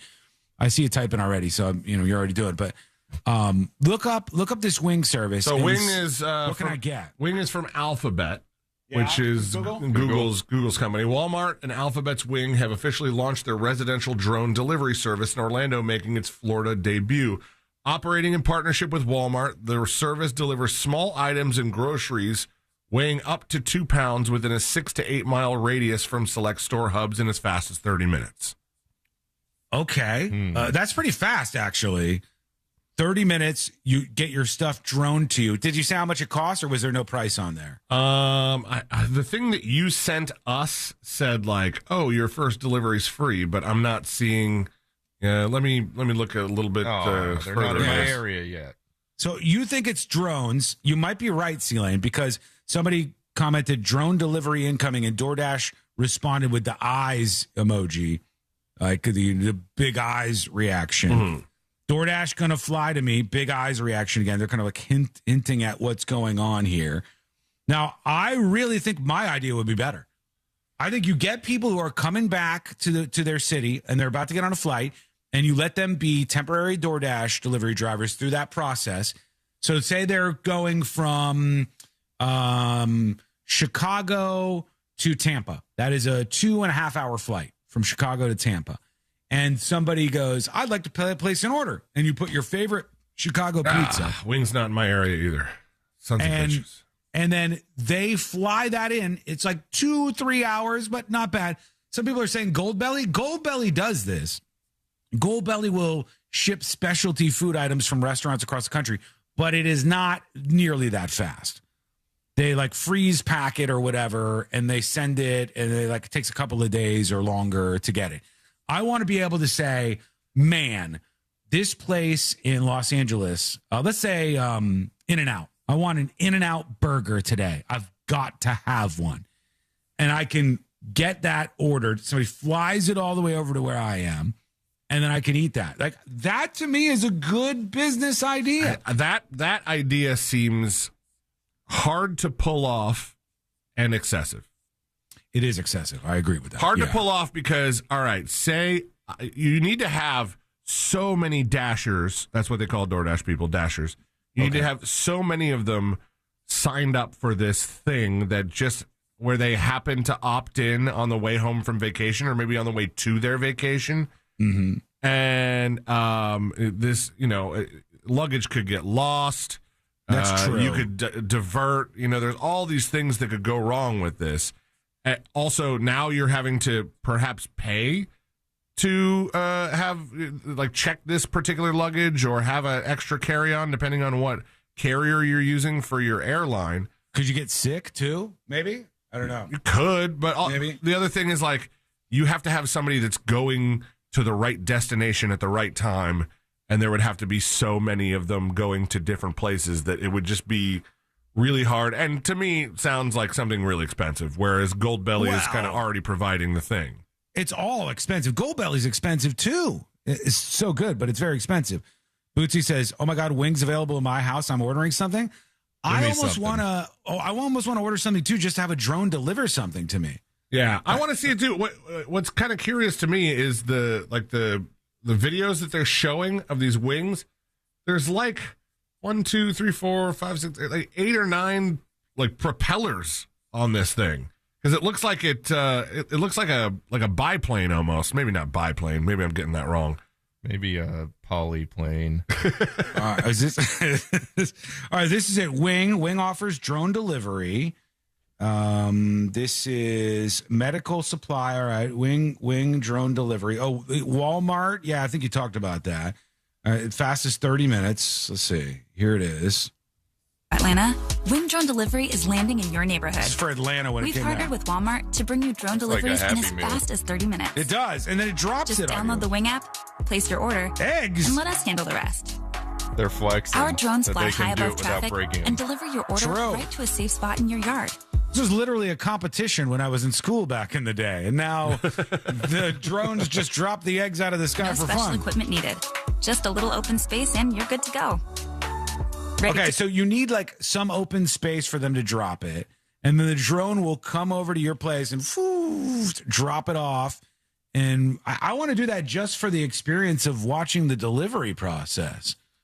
I would personally do that. Let us know what you think. Send a dispatch over at thenewsjunkie.com. I didn't get into the dirty, salacious, sexy story. So here's what I'll do. I'll put that right at the front of jury duty. We also got to talk about Jared Leto is getting hit with it today, baby. Oh, yeah.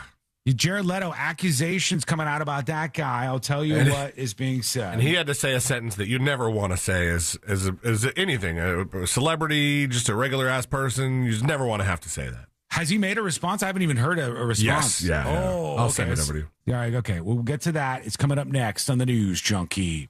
Real Radio is on Facebook at Real Radio 1041. Sponsored by the law offices of Anajar and Levine Accident Attorneys. Call the law offices of Anajar and Levine at 1-800-747-FREE. That's 1-800-747-36. Hey, chap. Welcome behind the scenes. Go Mike activated. How many of you saw any of the clips from Trump at the funeral yesterday? Trump at the funeral. How many of you saw clips? It was a pretty good time, actually. There were some pretty good clips. You had Trump walking by the casket and doing the tap, like the old. He walked by and tapped the casket. Gave a little pat. He tried to toss a Tic Tac in his mouth at one point in time. Missed on that one. I've done that before. And then he gave out Lindsey Graham's cell phone number again at his own funeral. There's more. We'll see if you've seen them. I'll play those quickly at some point. That drone delivery would not work in my neighborhood. I live in an apartment condo property. People would totally snake the delivery. What kind of neighborhood you living in where somebody would steal the delivery that fast?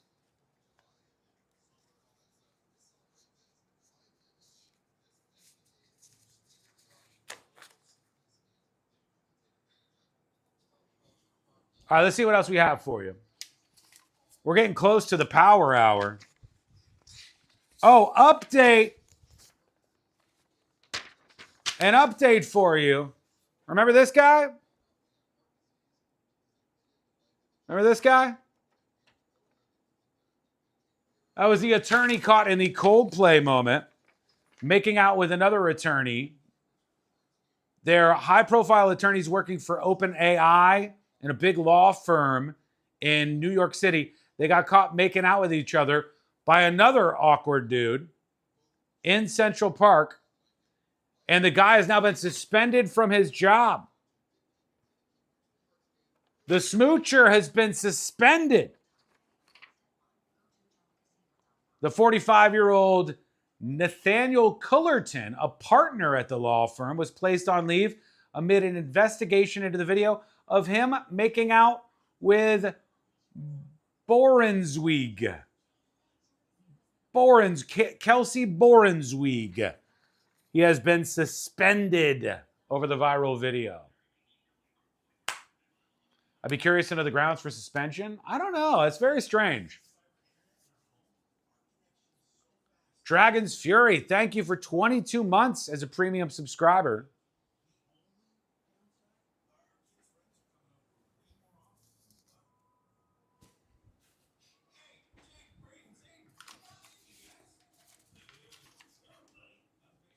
Hailfire says, I don't waste my time watching clips of stupid pedophiles. If you're referring to the president, you are lying. You are lying. There's no way a day goes by without you watching a Trump clip. I know you do. I know you do. You're the type of guy that gobbles that stuff up. You're the target audience. Willie Nelson is sounding an alarm. He's 93 years old. I don't know that he should be sounding an alarm. Bootsy says, I'm having ice cream airdrop to me. Do it, I dare you. Make a video.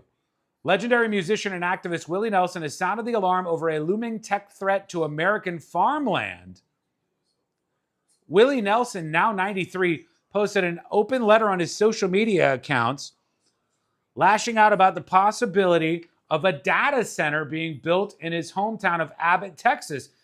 Abbott, Texas, just north of Waco, is a town of about 400 people. And Willie Nelson says no. He doesn't want the data center. Willie Nelson is too old to have to deal with this kind of stuff, folks. That's not fair. He's way too old to have to deal with a data center.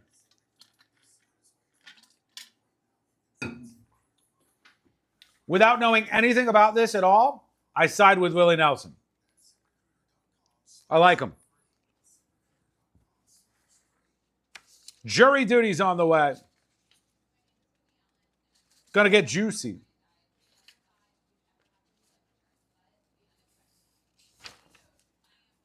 I think we might have a pick aside possibly that we can work in today as well. Stand by. We'd ever have to use life insurance, but the unexpected happened. With Ethos, signing up was fast and 100% online. You can get a quote in seconds, apply in minutes, and get same-day coverage. No medical exams, and you can get up to $3 million worth of coverage. I'm grateful we were prepared. Get your free quote at ethos.com/term. That's ethos.com/term. Paid spokesperson. Time spent on application may vary. Online health questions required. Capital One offers no fees or minimums on checking accounts, and most Capital One cafes are open 7 days a week to assist with your banking needs. What's in your wallet? Terms apply. See CapitalOne.com/bank. Capital One N.A. member FDIC. This earful of real radio is brought to you by JustCallMo.com. Injured on the go? JustCallMo.com.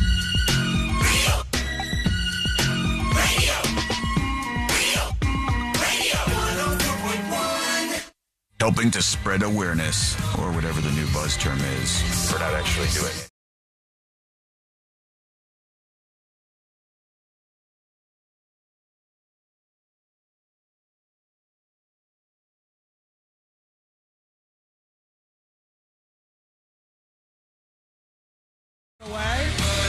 Got a lot for you. And thankfully, enough time to work it all in. Plus, your feedback, your dispatches. I'll play some of those momentarily here on the show. Dispatches are just moments away, and I'll play at least one or two of those. But right now, I think we got to get into this because there's a bunch of content to work into this segment. So let's do jury duty. Court is now in session, so put your phone down and pay attention before we call the bailiff over to whip your ass. You're now on jury duty with the News Junkie. Jury duty brought to you by the one, the only Mo DeWitt of the DeWitt Law Firm. Injured on the go? Just call Mo. 800-CALL-MO, 800-CALL-MO, or go to justcallmo.com. After an accident, reach out to the attorney that's going to get you on the path to get that big check that you deserve from those greedy insurance companies. That is Moses DeWitt over at justcallmo.com, or on the phone. The easiest way to do it is at 800-CALL-MO. Here we go. Leading things off in jury duty today. There was a situation at a pool in Waco, Texas. All right? Mm-hmm. That's where this all went down. Let me refresh this to see if there's a video on this, because I thought there was. But Nothing now I'm seeing bad has ever happened in Waco. Not that I've heard of, Josh. No. Nothing comes to mind. Nothing I can think of in Waco, Texas. That's I trust you both, so cause any issues. Not at least any worth talking about. But there was a problem at this pool in the Waco, Texas area. From KWTX, that's the station that had this story first. Police in Waco arrested a man and a woman on charges of public lewdness after this couple had sex in a pool in front of multiple children over the weekend. Yeah. Emily Parma is 32 years old. Douglas Faith is 75. Oh my, good guy. And there's quite a gap between them. And Emily Parma, 32, was having sex with a 75-year-old Douglas Faith. They were both charged with public lewdness. According to the documents, it was about 4:55 p.m., so it's the middle of the day. There was a report of indecent exposure between these two. Multiple witnesses called 911 after their children were uncomfortable because Parma and Faith were engaging in sexual intercourse. Well, how did you know? Let's see. Waco police officers interviewed more than 8 people, and they all described that Parma and Faith were in the back left corner of the pool where Parma was allegedly on top of him, grinding and thrusting and making loud sexual moans. When questioned by police, Faith admitted that Parma was on top of him, but said they were not actually having intercourse. He's got an excuse. He's got an excuse. He says they were not actually having intercourse as he has a penile implant, and it's more difficult for him to achieve this than you might think. Maybe the excuse was all he's got left is the implant, so it can't really be intercourse. Right, yeah. Faith further insinuated they were not having sex, but there was contact going on. They were both arrested. Upon search after arrest, Faith was in possession of 2 joints of marijuana. Whoa. Are you kidding me? What the hell? This is serious stuff. Lock him up. That's it. Life in jail. Nancy 2 Reagan joints. was right. He was also charged with possession of marijuana, the document states, and they were both released on bond. So, I guess just right there in front of the other folks at the pool. I think I've seen that before myself. They gave her twice the bond that they gave him. You know what? Why does this happen? This is just like that damn DUI story. Yeah. The young woman trying to be, trying to work with the police, trying to be a decent human being, but they hit her with the DUI. Maybe it was because she had 2 joints of marijuana. That's a lot of joints. That's way too many. This is from a police chase in Los Angeles. It says there was a guy in a high-speed police chase once more in Los Angeles. And the guy nearly missed a person on a scooter, then got off the road and hit the 110 freeway where he got an escort because about a half dozen youngsters on dirt bikes who were also going wild on the interstate surrounded the guy in the police chase and gave him an escort for a little while. So 2 very California stories clashing into each other. Let's see here. This is the footage. He's just making this up as he goes along. I don't think he has a real clear destination in mind. His only hope, and it's probably what he's thinking, is just trying. He's going to fast. If he drives dangerously enough, that is, a remote possibility. But if he has to get gas, just from then stop and back off. History is any indicator, but you have to wonder almost whether he intentionally. Oh, guy on a scooter! Look at that. That scooter just coming within inches of getting wiped out by this SUV. I like the play-by-play. So good. Slauson, as he now looks for possibly an opportunity. No, under the freeway, committing to Slauson. Under the freeway, coming up on Broadway. They usually ditch there. He didn't, though. Here going southbound. So brave. No, taking the northbound entrance. Northbound entrance. Oh, he didn't even pull into the car painting shop. Look, he just happens to come across a bunch of young punks with a full pursuit package. Now chasing this suspect on the. Are we sure they're not filming a movie? I have no idea. You've got bikers now in the mix here. They probably have no idea. Who knows? Maybe they do. Oh, well, what the hell is going on? You got somebody stealing a car, high-speed chase going on. Then you got a bunch of teenagers on dirt bikes doing wheelies, riding around, giving them a little bit of an escort for a little while. It's as if there's something wrong with their policies with police chases in Los Angeles. I don't want to be the person to say it, but I think the craziest part about this video, the most surprising detail, is how not just blocked up the roads were. The interstate looked like it was moving pretty swiftly. Traffic looked nice considering usual Los Angeles traffic. Yeah. What in the Fast and Furious is this ass? Yeah, it was a pretty wild time there. And I want to get C-Lane's update on this because I had not seen that Jared Leto had made a response. But the BBC has a docuseries that they're dropping in a story along with it that says 4 women have accused Oscar-winning actor and 30 Seconds to Mars frontman Jared Leto of criminal sexual conduct, with the alleged offenses taking place when they were teenagers. One of the women says she was assaulted sexually in a motel bathroom when she was 17. Another said the Hollywood star threatened her with sexual assault when she was 19 and had been unexpectedly left alone in a hotel room with him. A third describes how she had underage sex with the star in California when she was 17, which would be classified as statutory rape. Leto shrugged off a conversation about the age of consent being 18 in the States, she says. And a fourth woman says she was groomed by Jared Leto, saying he abused his celebrity status by making repeated sexually explicit phone calls to her when she was 16. Now, some of these happened like 20, 30 years ago, 25 years ago. Right.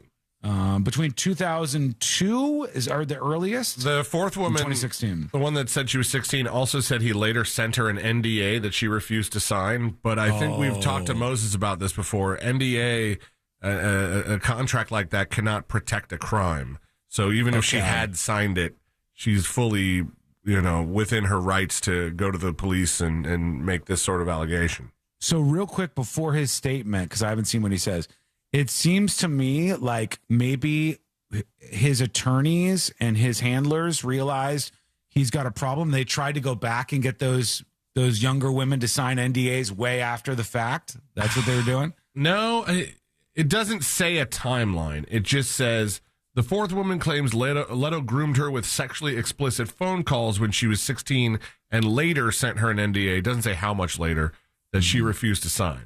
Okay, what did he say? What was his comment? Because I didn't see that.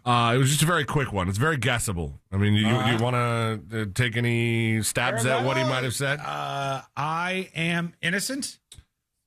Yeah, I am sorry. Maybe he takes. Maybe he has a no. little You don't say accountability? sorry, man. Not anymore. You don't say sorry with this. No, he said I have never sexually assaulted anyone in my entire life. This is Jared Leto speaking. Not that I have. Flack. Damn it. Son of a bitch. Just to clarify, that wasn't a statement from C-Lane. He distances himself from that radical statement. Mm-hmm. He said, I have never sexually assaulted anyone in my entire life. These claims are absolutely and categorically false. Classic all right. line. We'll see what happens here. That's Jared Leto with a rough week for him. And we're going to take a quick break. When we come back, the Power Hour. We got a juiced up Power Hour for you today, including a pick-a-side on the way out that I think is going to be an interesting ride. So come along with us. Hang out over on youtube.com/The News Junkie or stay right here because that is coming up next on The News Junkie. Real Radio has your chance to help students and teachers as they prepare for the new school year. Details at realradio.fm/events. From the Clausman Law Traffic Center, car crash, call Clausman Law. ClausmanLaw.com. Left lane's blocked on Florida's Turnpike northbound approaching State Road 429. There's a crash getting cleared up on the off-ramp from the Turnpike northbound at 301. I-4 slowing down between Osceola Park. Here we go, everybody. Welcome into the Power Hour, the final hour of the show. When I say Jared Leto, what is the first thing that you know him from, chat? Because I think that's like a interesting way to gauge how old people are. I'll start off. I'm the oldo here. When I hear the name Jared Leto, I think My So-Called Life. Or maybe My So-Called Life. I think My So-Called Life. But some of you will be too young to have any idea what that is. Oh, not Meeps. Not Meep. Jordan Catalano, right? That's what I think of. Barbecue Baby says Requiem for a Dream. Barbecue Baby, honest question. Is Requiem for a Dream actually a good movie or just one of those weird movies that people think they need to say they like because it makes them seem artistic? Actually good or not?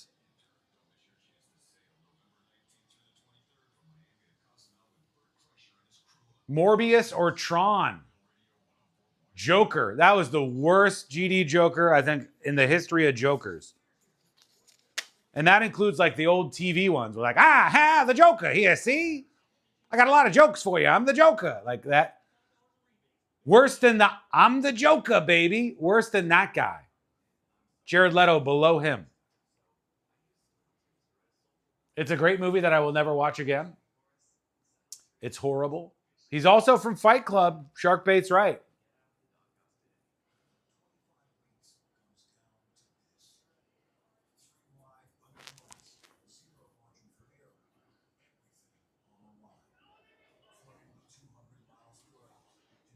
Jared Leto hasn't made a movie in a long time. All his recent films bombed hard. His career is over.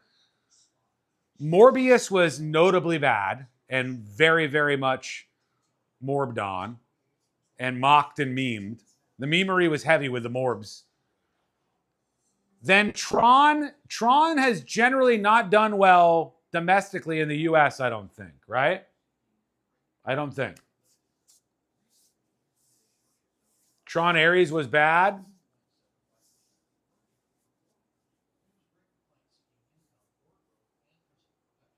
Yeah, I think every once in a while you stumble on a movie like Requiem for a Dream, and I say, and this might be controversial with some of you, but I'll give you what I think is the best example of this type of movie. People say that they liked it because they think it makes them sound cool, but I don't think that they really liked it.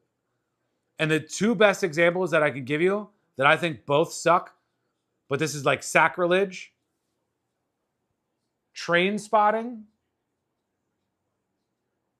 A Clockwork Orange.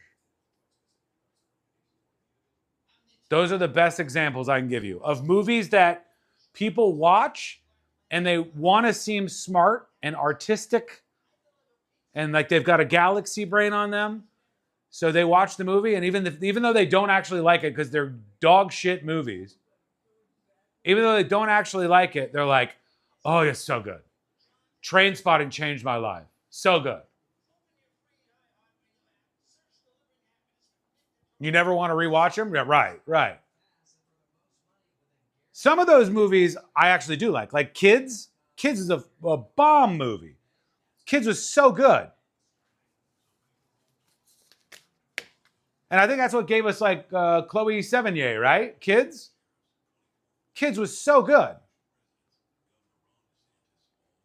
OMG, Sean, no. Train Spotting is great.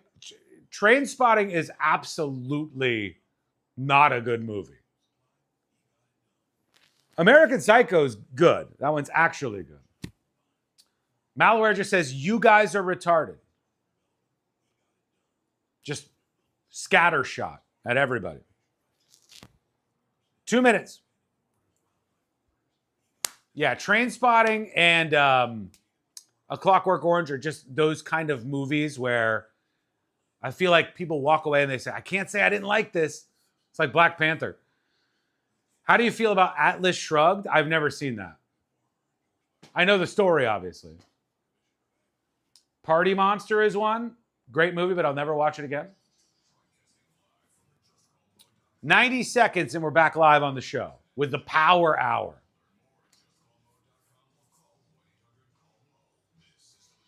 Leto was in American Psycho? Was he? Cloud Atlas? I don't know if I've seen that. Who's in Cloud Atlas? I don't think I've seen that one. The Usual Suspects? I think I like that. Bootsy says, I just got ice cream delivered by drone. For realsies? I want some proof. I want proof. All right, it's time for the Power Hour, folks. Last hour of the show. Here we go. Oh, her video didn't record all of it? Curious.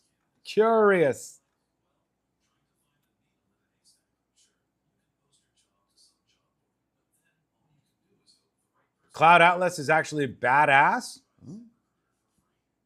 All right, show's coming back live right now. You can post your job to some job board, but then all you can do is hope the right person comes along, which is why you should try ZipRecruiter for free at ZipRecruiter.com/free. ZipRecruiter doesn't depend on candidates finding you. It finds them for you. Its powerful technology identifies people with the right experience and actively invites them to apply to your job. You get qualified candidates fast. So while other companies might deliver a lot of hay, ZipRecruiter finds you what you're looking for. The needle in the haystack. See why 4 out of 5 employers who post a job on ZipRecruiter get a quality candidate within the first day. ZipRecruiter, the smartest way to hire. And right now, you can try ZipRecruiter for free. That's right, free at ZipRecruiter.com/free. That's ZipRecruiter.com/free. ZipRecruiter.com/free. ZipRecruiter. Real Radio has your chance to win $1,000. Just enter this nationwide keyword on our website. Check. CHECK. Check. Enter it now at realradio.fm and answer your phone if you get the call. Good luck.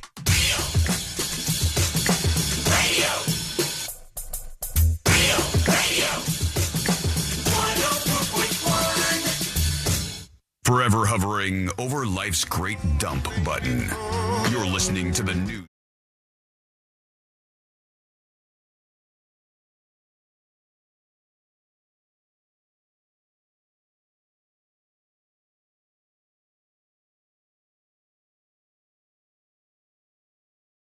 Keywords, when you hear them on this station, participate, get some money. What the hell? What are you doing to make your week a lot better if you got $1,000, would it not?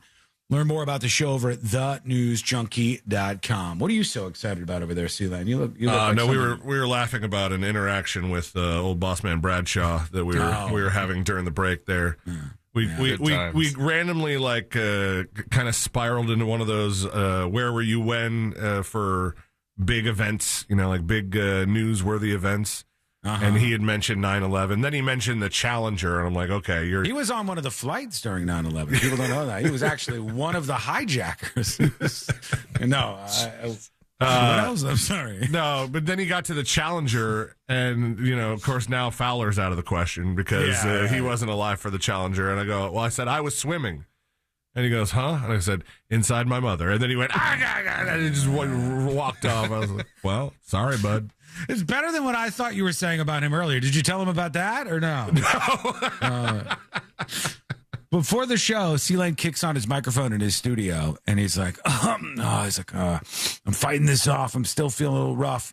He's having to hit himself with the nose spray, get a little bit of nose candy. And I said, do you think you actually got a cold or something? You got sick? And he said, I think I might have got it from Jack. And so when I heard that, I thought Jack Bradshaw, and I was like, "Oh, what are you making out with? What are you making out with Jack? You doing too much making out with him that you ended up getting sick, and now you're feeling sick this week?" And he's like, "The way I said, well, we don't make out, but every peck on the cheek or on the lips is usually a pretty messy one." And I realized he's talking about his son, Jack. He's not talking about Jack Bradshaw, program director for the radio station. He's talking about his son, Jack, and that makes a whole lot more sense. Oh, no, I kiss Jack every time we change shows. Do you? Yeah. It's like a changeover thing? I go, have a good show. It's not even like the European way. It's just full on, straight in. I grab his face sometimes, too. Get aggressive. They're sending over some, I don't know if this is true or not, but some dispatches are coming in saying that Bootsy, she says don't play this because it's lame. She did the drone delivery. She just ordered I see it cream. in a peek right now. Yeah, drone delivery, and they dropped out. That's Walmart, right? Yeah. It's the little Walmart bag. So this is for real. We're living in the future. She ordered ice cream. Bootsy, how much was that? Delivered via drone. So if there's a rate schedule if you're just ordering it out of nowhere, although there was a coupon that you had sent us that said that your first wing delivery is free. Mm-hmm. But if you are a Walmart Plus member, apparently the delivery is included. Now, wow. I don't know if you have to get to a certain threshold of payment like you would on, say, an Amazon delivery. Like if you want an Amazon same day, you have to get to that $25 or $35 and then or pay like $4 or $5 extra to get it within a couple hours. However, it seems like with the drone delivery, whatever you get has to be less than 2 pounds. She said it was $4. $4. And the drone flies under your house? Including the ice cream? Hell of a deal. I guess it was $4, no extra fees that I know of, and a drone dropped something off. We're living in the future, folks. That's awesome. Wow. No better time than to do this. Let's do the Power Hour.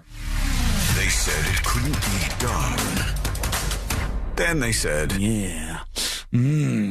Just you and your kids in the grocery store. I'm just using my right to film you in public right now. It's time for the Power Hour on the News Junkie. Caught in 4K. That sounds bad. No, you don't say. What was that? Was that yesterday? What was it? Was it yesterday? It might have been a couple days. It might have been Monday. Doing a character. It was a character from a movie. That's what it is. It was a role I'm working on. Creepy Man. It's a brand new role. Yeah. And I don't know why they thought I'd be good for that, because I am not known as creepy. Not in the slightest. But starting to sound like Jared Leto. The denial, yeah. We are in the Power Hour for you. Let's see what we have out there. A lot of different clips I want to get to. I guess there was some fireworks as Fauci, Dr. Fauci. He was on Capitol Hill, and then there was some disruption between Fauci and his attorney, and I guess Fauci did the thing where he pleaded the Fifth and didn't want to testify. Here it is. Let's see what happened. Let's see if there's any good drama. Dr. Fauci, were you ever made aware of gain-of-function research on monkeypox being conducted at the National Biodefense Analysis and Countermeasure Center and back? Remember when they renamed monkeypox Mpox? That was hilarious. Dietrich. On the advice of counsel, I respectfully decline to answer based upon my rights under the Fifth Amendment of the Constitution. Pleading the Fifth. Dr. Fauci, did the CIA ever transfer funds to NIH under an interagency agreement? What? Come on. Jesus. On the advice of counsel, I respectfully decline to answer based upon my rights under the Fifth Amendment of the Constitution. I don't know what to take away from that, but he's asking questions, and then Anthony Fauci, the COVID doctor guy, is saying pleading the Fifth. He doesn't want to self-incriminate. That's what pleading the Fifth is. Your Fifth Amendment right not to testify in a way that you think will incriminate you and get you in trouble. So he's declined to testify at that. And then I guess sparks started flying over his attorney with Rand Paul. Let's see. Here we go. It's against the law to obstruct an investigation of Congress. There will be repercussions to your refusal to testify today. Senator Peters. Wait, are you trying to tell him he doesn't have Fifth Amendment rights? I think he does. You're not recognized. You're not recognized. If you are unruly, you will be removed from the proceeding. You are not recognized, and you are not recognized, sir. Sir, you are not recognized. Is he recognized? I don't know. No, he's not. He's not. If he's recognized. You are not recognized. Security. We'll give him the old heave-ho. We'll hold off. But you will respect these proceedings. You were told not to sit at the table. You insist on sitting at the table. And we told you would not be recognized. You are not invited here for testimony, sir. You are being disruptive. Would you behave this way in a courtroom? No, because the judge would put you in jail. I can't do that today, but I can have you escorted from the premises. So I would say, sir, sit quietly and don't say another word. I said, sit quietly. You are not recognized. Another word and you're gone. That was another word, technically. Is he going to call him out on it, though? He said very well or something. He's going to say something. So, Mr. Chairman, I'd like to hear what the attorney has to say. He is not recognized by the committee or the What are you doing? You rabble browser. I kind of want to hear what this guy has to say. Would you mind recognizing him? You know what? I kind of want to hear what he has to say now. If he speaks again, he will be removed from the room. He's going to speak, This isn't he? testimony is from Anthony Fauci. This is not a game with his lawyers. He can advise. His lawyers can give him advice. He's got a half dozen here. They're all allowed to talk to him. Yes. All right? But the attorneys are not recognized. In fact, the attorney was told not to sit at the table, and he's not obeying that recommendation. There's a row behind you, sir. That's where you were told to sit, and you're not. And now you're disrupting the proceedings. And so, look, this is the way Anthony Fauci wants to be remembered. For a lawyer not listening to the rules. That's the way you want to be remembered, and that's what you're going to do. You are not recognized, sir. He's talking again. Security, please remove him from the room. He's getting booted. Oh, we're clapping for him. For the removal, rather. Yeah, I think they're on Rand Paul's side.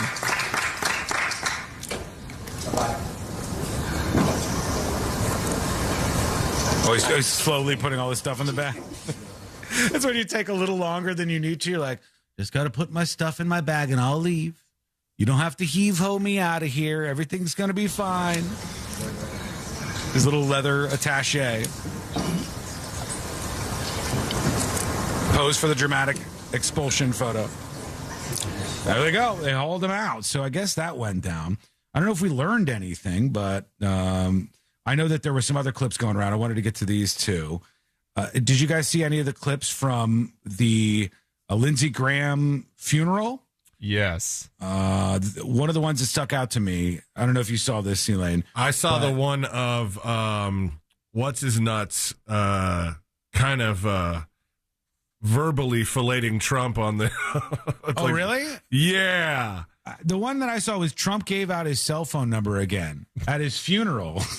And I was like, he gave out Lindsey's number? Yeah, here it goes. As you remember, Lindsey and I did not exactly get off to the best of starts. Running against each other. Back in 2016, Lindsey said something rather nasty. It's his funeral. Flight to becoming the next president of the United States. So naturally, I did something that I shouldn't have done. I shared his personal cell phone number with the millions of people that happened to be watching that particular day as I made a speech, a very important speech. And I remember the number 202-228-0292 if anybody wants to give it a shot. Yeah, I don't know what they're doing, but he says, if anybody wants to give it a shot. Wouldn't that have been wild if the casket started ringing in the middle, little bit? Hello, this is Lindsay. You reached me on my hell phone. He gave out the phone number again at the funeral. That was one of the clips I saw. Then Trump didn't like some of the speech that was written for him. Here he is. Heated things got in Washington. Virtually everyone, Republican or Democrat, liked Lindsey. Well, not everybody, but it sounds good. Not everybody. He was a tough cookie, okay? I have to veer from this for a second. He was a tough cookie, darling. Imagine being in the middle of your eulogy and you realize the eulogy is too nice to the dead person for your liking. And you're like, well, let's dial it down a little bit here. He said, not everybody liked him. Hannity, I guess, spoke at the funeral, and he said, he was like speaking to President Trump instead of to, like, I don't know, Senator Graham's family. Yeah, that's what they usually do. Usually that's kind of, and he said, he doesn't have any kids. He said, my president, Lindsey probably has a heavenly version of Mar-a-Lago. It may even be a little bigger. I wouldn't be surprised if he added one big, beautiful ballroom and an arch somewhere on the property because he would want to obviously duplicate his dearest friend in life, you. Good God, dude. Then I guess at some point Trump started playing with his Tic Tacs. In the middle of a performance, he brings out the Tic Tacs. Shows him to JD Vance. Yeah. Take a look. Here you go. Then he tries to throw one in his mouth and misses here. What flavor is that? Spearmint? Oh, he dropped one. He dropped one. They're so tiny. I don't know why anybody even utilizes Tic Tacs anymore. They're so small. It's not like if you need something to freshen your breath, the newfangled ones are the size of like quarters. And you put them in your mouth, and it's like the scrubbing bubbles have gone to work and completely brushed your teeth. I think it's like people who need to do stuff to fidget with their hands or chew on things. Like I could see like if you're trying to quit smoking, you might need to have some Tic Tacs around just to kind of get away from that idle hands kind of thing. Okay, all right, distraction. 24 million views on this one. Is this appropriate or inappropriate, folks? Trump was walking by the casket of Lindsey Graham, and he gave it a little taparoonie on this thing. I did laugh when I saw this. He goes by the casket. Taparoonie. I don't think that's that bad. Do people do that? I've never done that. It's funny to watch, but I don't think it's that bad. So he walks by and just gives it a little tap right there, a little taparoo. And perhaps that's normal. I don't know. My mother and father, when they passed away, weren't buried in this way. It wasn't a casket present because they were both cremated, so didn't get to do the old taparoonie. Maybe that's something folks do. Let us know what you think. Send a dispatch over at thenewsjunkie.com. Speaking of that, let's get to your dispatches here. Here is Chaos talking about the mayor. All right. What's up, junkies? Happy today. Who's ready for some misogyny? John. What? So I'm going to be honest. This mayor, not exactly the smallest by health standards, not exactly the youngest by year status, and she's not the greatest thing to look at. Who? That's just the mayor reality. that sent the wiener thing. The mayor who sent the thing about Wiener Wednesday. He's talking Mayor about. her.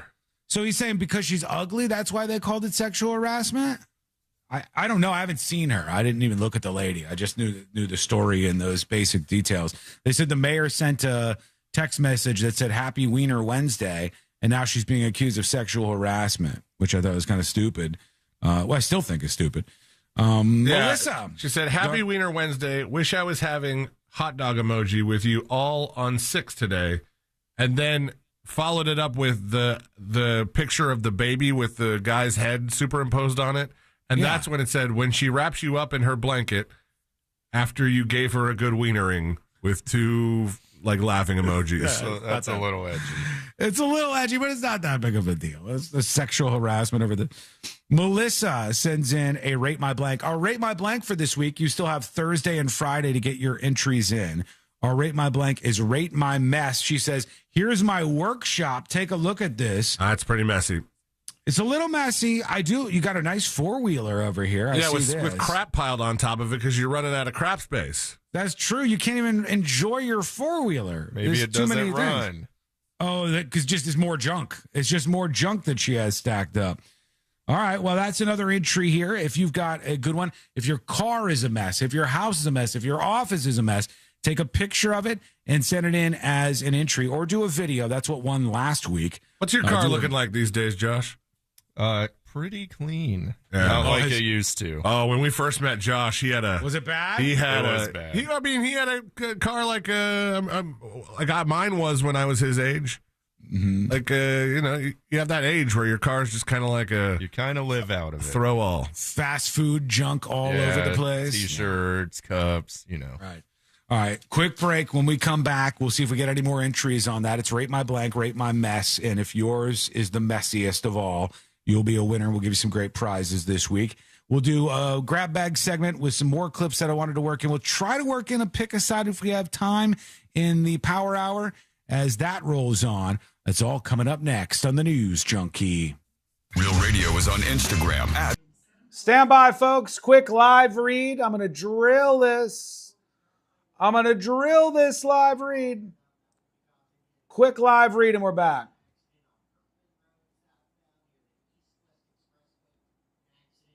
And I need a song to end on. And please don't say gummy bears. All right?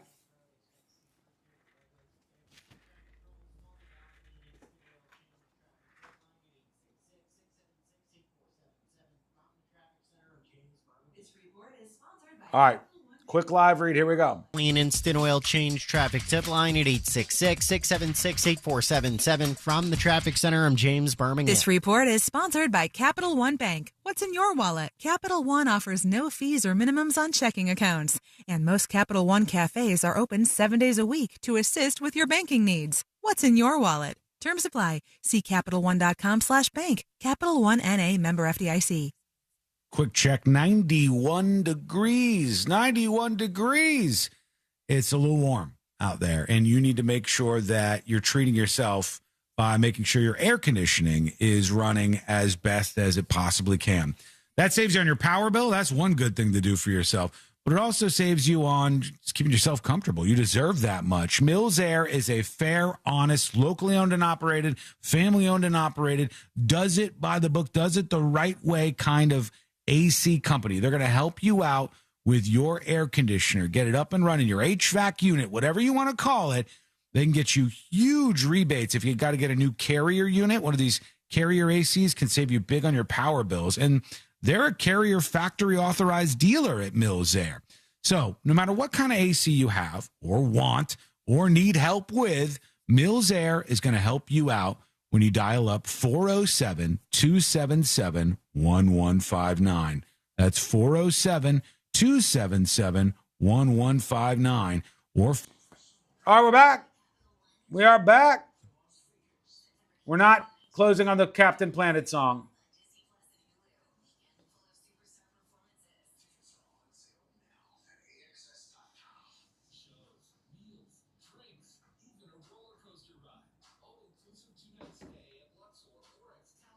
As the Power Hour rolls on, it is never too late to get over there and be generous with some gifted subs.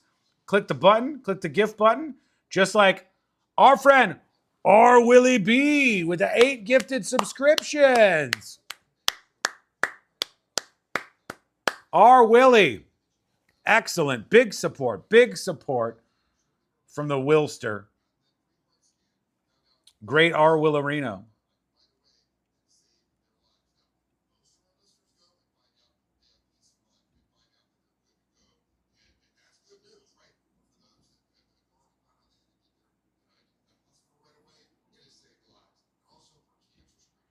I'm hoping, and I don't know if this is going to be the case or not, our Willie's getting us closer to it.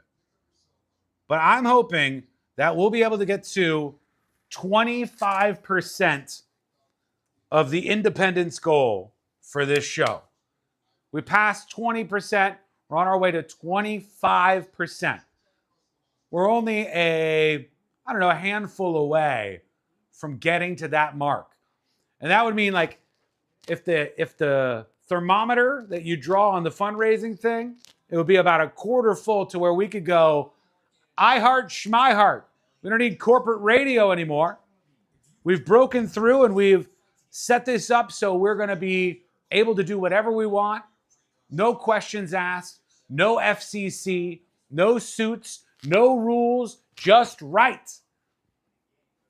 You can help put us on that path. The path of righteousness, the path away from the FCC, the path away from the suits, with your subscription. As little as $2.99 a month for a premium subscription at thenewsjunkie.com. Unlock uncensored secret shows. There's a massive catalog.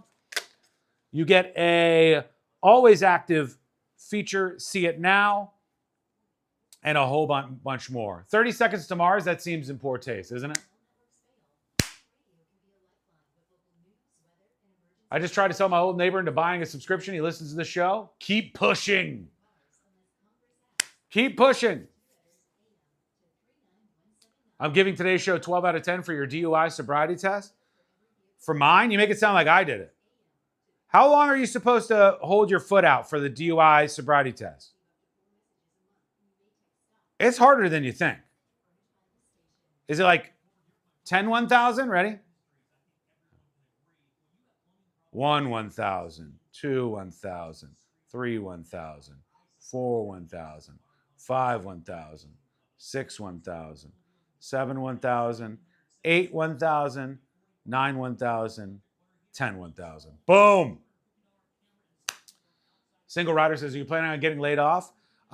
Here's the deal. Radio is at a inflection point. We do the radio show, we do the live stream, we do the podcast. It's the biggest podcast in iHeart in the southeastern United States of America. We got a lot of motion. We got a lot of juice behind what we're doing. The different platforms are growing.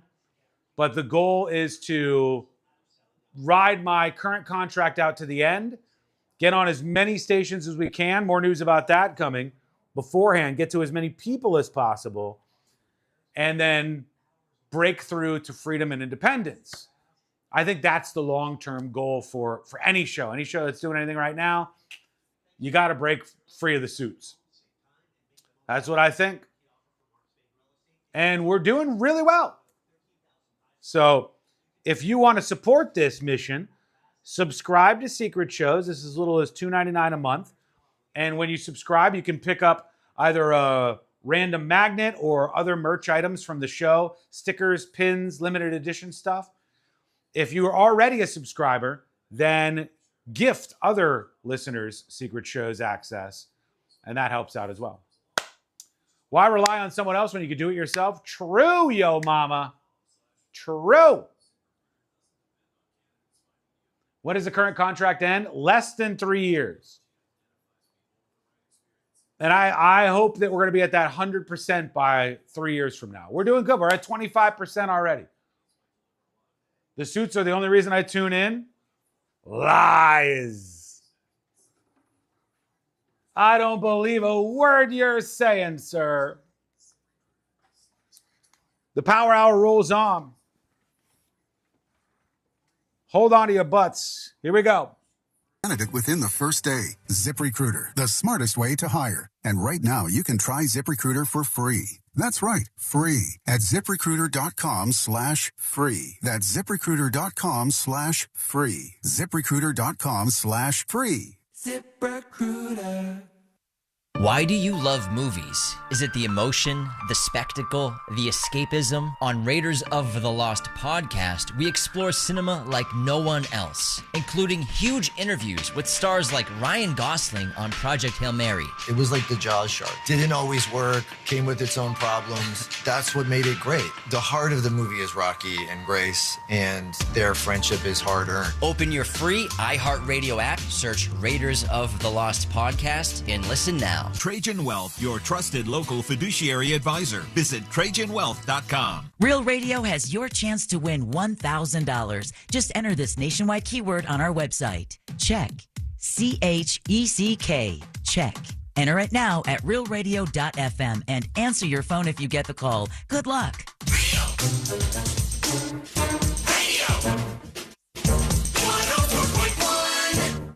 Your direct line to the heroes that saved Canada that one time.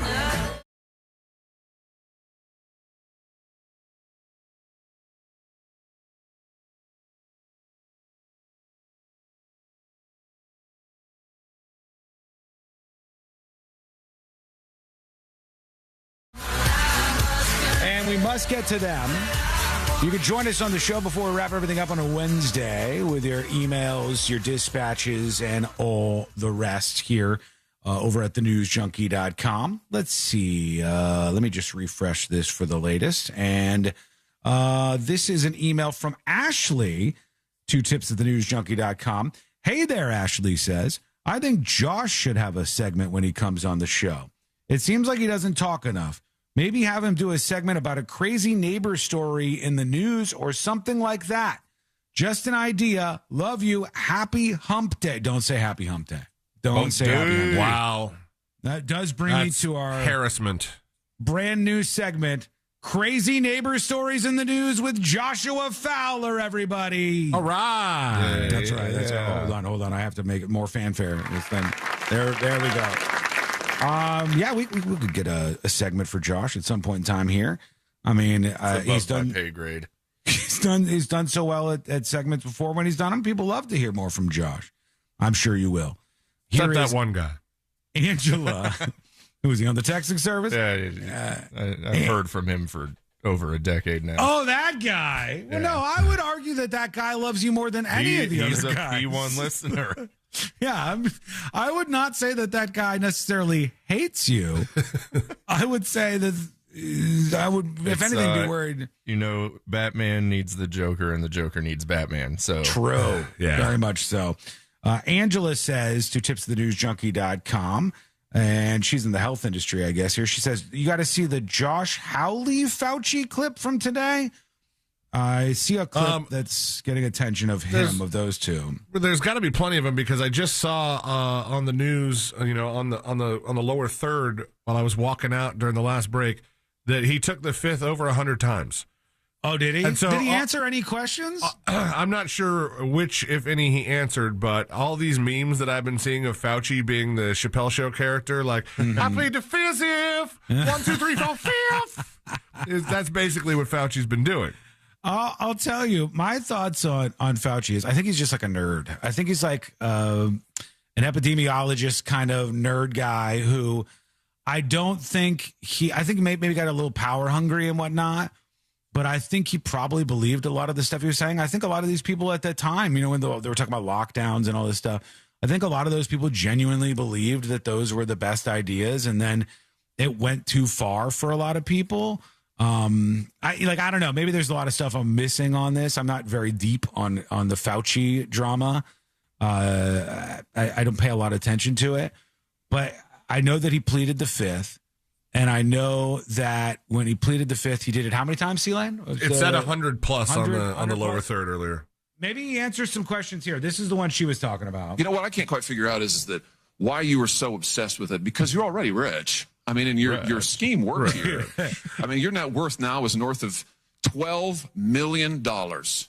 You got over $1 million in cash awards during COVID, during a 12-month, 24-month span during COVID. $1 million you knocked down in cash money using federal resources. Now you're worth more than $12 million. You've got a pension that in its first year paid out north of $400,000 a year. $1 million people dead, you're getting rich. $1 million people dead, you're using federal employees to get cash awards for you. $1 million people dead, and you're here taking the fifth because you don't want to admit that what really happened in all that time was a multi-month, multi-year course of self-dealing.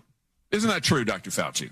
Whenever they do that, they're like, well, I have to make this into a question. So at the end of this, I'll just say, isn't that true? The grandstanding? Yeah, I mean, look, this is what they all do. This is what Washington has turned into. It's just a bunch of people who now want to make a viral clip for their frothing at the mouth, team politics fan base. It's literally all these people want to do. That's what happens here. I'm not going to play the rest of this. I'm sure it's great, but there's like 2 minutes left, and I'm sure you just got to dress him down. I would guess that the next line would be Fauci pleading the fifth. Oh, shoot. Hold on. I went that far, and I didn't even hear that part. Hang on. I do want to hear if he pled the fifth after that. Let me go back to that. A year. $1 million people dead, and you're here taking the fifth because you don't want to admit that what really happened in all that time was a multi-month, multi-year course of self-dealing. Isn't that true, Dr. Fauci?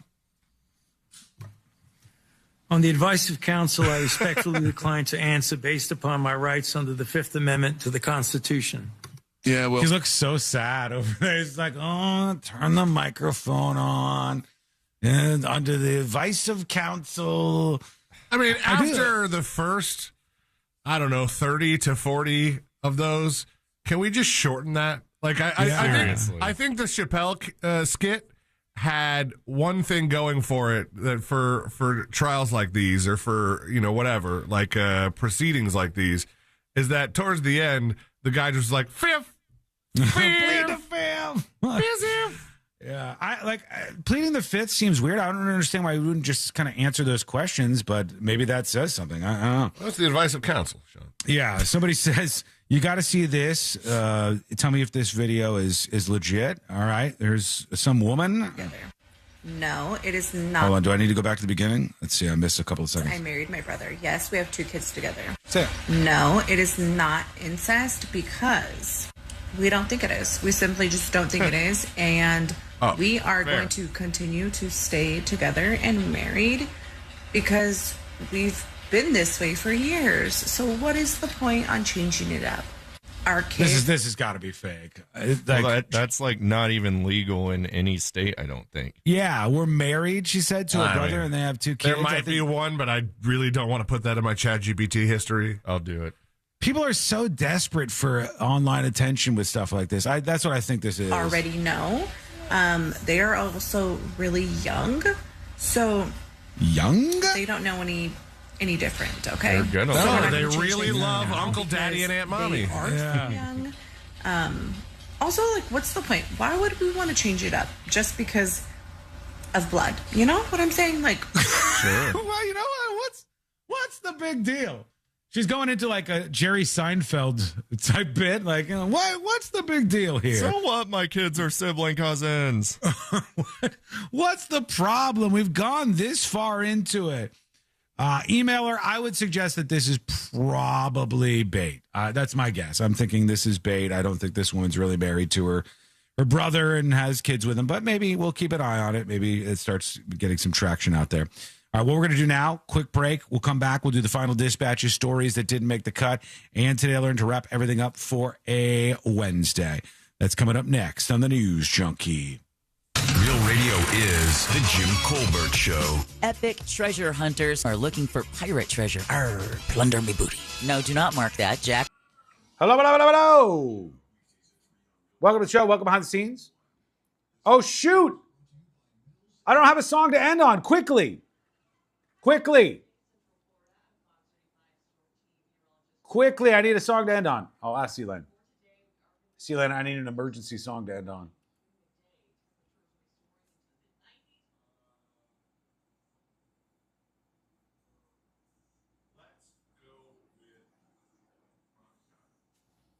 We can do that.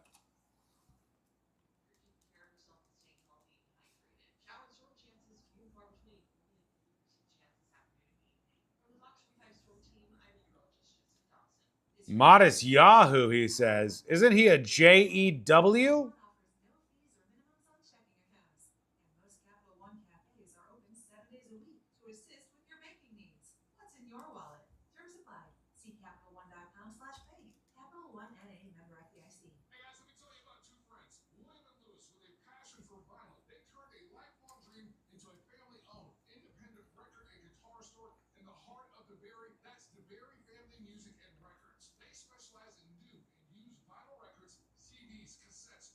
Okay, I'm printing.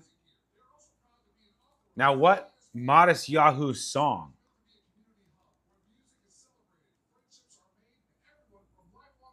What's the big one? Not One Day.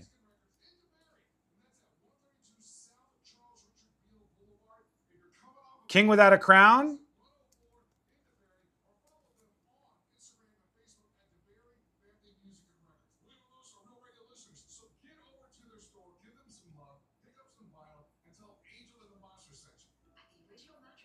All right, folks, time to rate the show. Rate the show. Rate the show. 20 out of 10 says weed consumer. 10 out of 10 goes into the Hall of Fame over here. 1 out of 10 goes into the Hall of Shame. Sad times over there in the corner. You know how it goes. It's time to rate the show. Tell me what you think. Let me get this cleared out.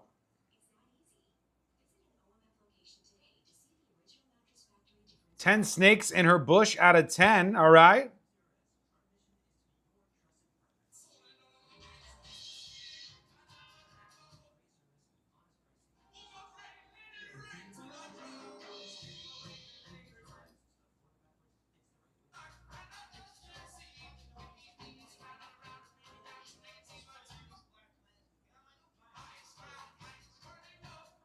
I don't know this song. What's the big Modest Yahoo song?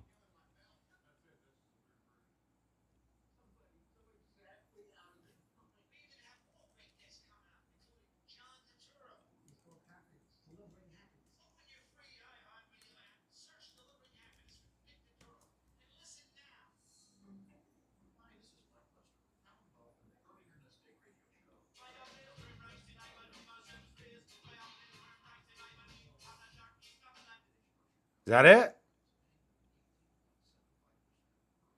Oh boy. 10 out of 10 fish sticks. 10 out of 10 crazy people, 10 out of 10 clean shaves, 10 out of 10 bizarro chats, 12 out of 10 Sean stretching for his DUI test.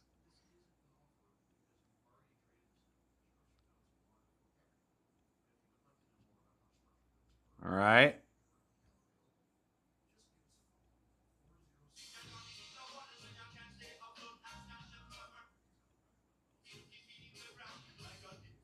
Come on.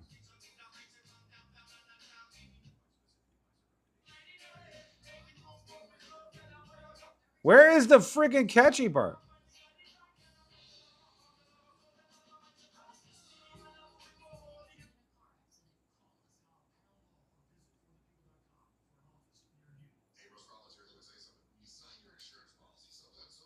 That's going to have to do it. Okay, I got to escape. Instead of Modest Yahoo, do Yahoo Serious? What? 10 out of 10 plead the fifths? All right. It wasn't brought to me today. Can you hear me? Check 1 2. Check 1 2. Past the Waffle House. I'm into the office. Can you hear me? Into the office. Back by the Waffle House. I'm back.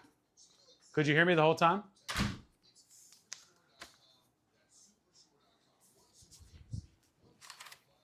"90 seconds and we're back."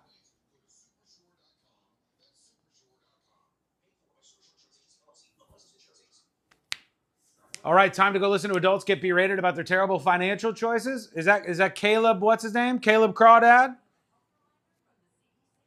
Caleb Crawdad or something? Something like that. Heard you, a little choppy, but heard. I went a long way to go to my office. It's through the hallway, past the Waffle House. It's a little ways around the corner.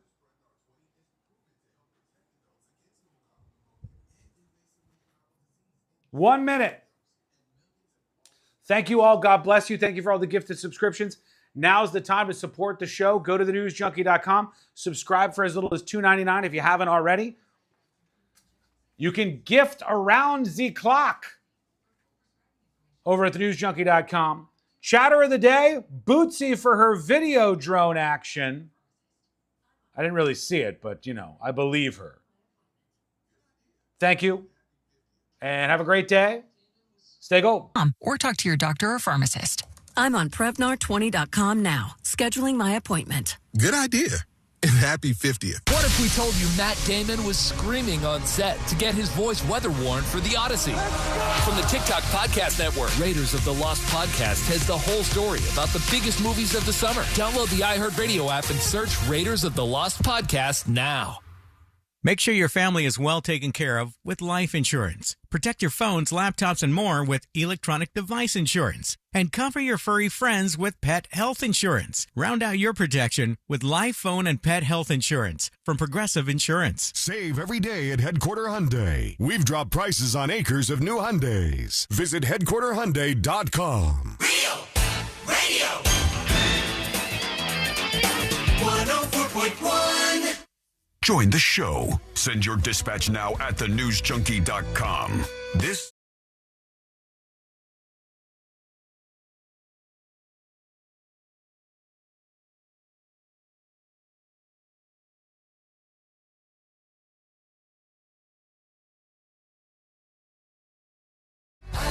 And today I learned to wrap everything up for a Wednesday. Big thanks to our supporters today. We had Brad Wallace. Thank you again for the 16 gifted subscriptions. Jay Turn with 2. And, I didn't get that. The last person was anonymous on one side and not on the other. The last person was R. Willie B with the 8 gifted subscriptions. Thanks so much. Nice. Thank you. You're the best of the best. You supporting the show is what kicks the suits and the nuts. You do it. The FCC doesn't like this, but you do it. And I hope you do as well. Go support the show over at thenewsjunkie.com. Subscribe for as little as $2.99 a month to a premium subscription. Unlock secret shows. And with every subscription, every gifted subscription, you get to claim a piece of merch, whether it's stickers, pins, all kinds of exclusive items like random magnets for Game of Magnets. Now let's get out of here. The final dispatch. These are the final dispatches, Singular. but Sean will probably Singular. Let me see here. Let me refresh. Let me get this in. Do a little bit of this. Here is this is Crispy Bacon. It says, Sean, I owe you a big thank you. Do I? Afternoon, news junkies. Hey. Sean, you're a turd. Hey. Now I have that stupid Gummy Bear song stuck in my head, and it will not go away. What the hell, man? It's not my Subverting fault. expectations. Well done. Yeah, I didn't write the song, for God's sake. JC says, this is my shop. It's actually cleaner than normal. Little rate my blank, rate my mess edition. This is very clean. Oh, yeah. That- We got multiple boats. What is that, an airboat, Josh? Yeah. I didn't know they had little airboats. It's like a little airboat, like a little bass boat. regular size size. airboat. Maybe it's perspective. Yeah. Is it? Maybe it's a really big shop. I thought airboats were like these big platforms things, and you've got like all sorts of seats on them so people could go tour and stuff. Maybe I'm wrong. Well, they have probably various sizes of airboat. We want to go out on the airboat sometime. Out on the boat, you got all kinds of nice, fun toys. That's what this segment is about. It's a way for us to find out the stuff you have so we can figure out how we can play with your toys. That's what we're looking for. There was a hiker who impaled himself. Oh, did I save this? I hope I did. Just for the quick visual. There was a hiker who impaled himself and then didn't want to pay for the emergency chopper back. And so he walked. Oh, God. He walked 10 miles from Montana's tallest mountain. Oh, geez. After impaling himself on a pole, hoping to avoid a costly chopper evacuation. And he's got I don't know if it's a climbing pole. It's all the way through the side of his body. It's like a hiking pole. My God, this guy really wanted to avoid the charge for the chopper ride. That's next level. There he goes. And that's going to have to He must have been We're- pretty sure about that injury, that it wasn't going to get infected or, I mean, what's... Wasn't in your lung or something? No, it's too far to the side. I would still be worried I was dying. I would have thought What if I you was got dying. big lungs? Yeah, I've got huge lungs myself. I didn't account for lung size. Let's get the hell out of here. Let's do Today I Learned. The following information may make you feel smarter, but will not actually increase your IQ. Oh, you're not a doctor. So don't get cocky. Now it's time for what we call Today You don't know. You don't know what Josh does in his off time. He may be an MD now. Today I Learned for a Wednesday, July 29th, Major dick. 2026. I saw it coming a Never mile away. Yeah, that was oof. All right, here we go. Today I learned this guy right here. Modest Yahoo. That's right, Modest Yahoo. He does not perform in concert on Friday nights as part of his faith. He strictly observes the Jewish Sabbath. An exception to this rule occurred at a 2007 concert in Fairbanks, Alaska, since the sun did not set until 2 a.m. Loophole. It's one of those loopholes. Weird. Thank you so much for hanging out with us. Thank you, Josh. You're welcome. Incredible day. Thanks. We appreciate you. We're back tomorrow to do it all over again. Same time, same place. Missed any of the show? Get the podcast over at thenewsjunkie.com.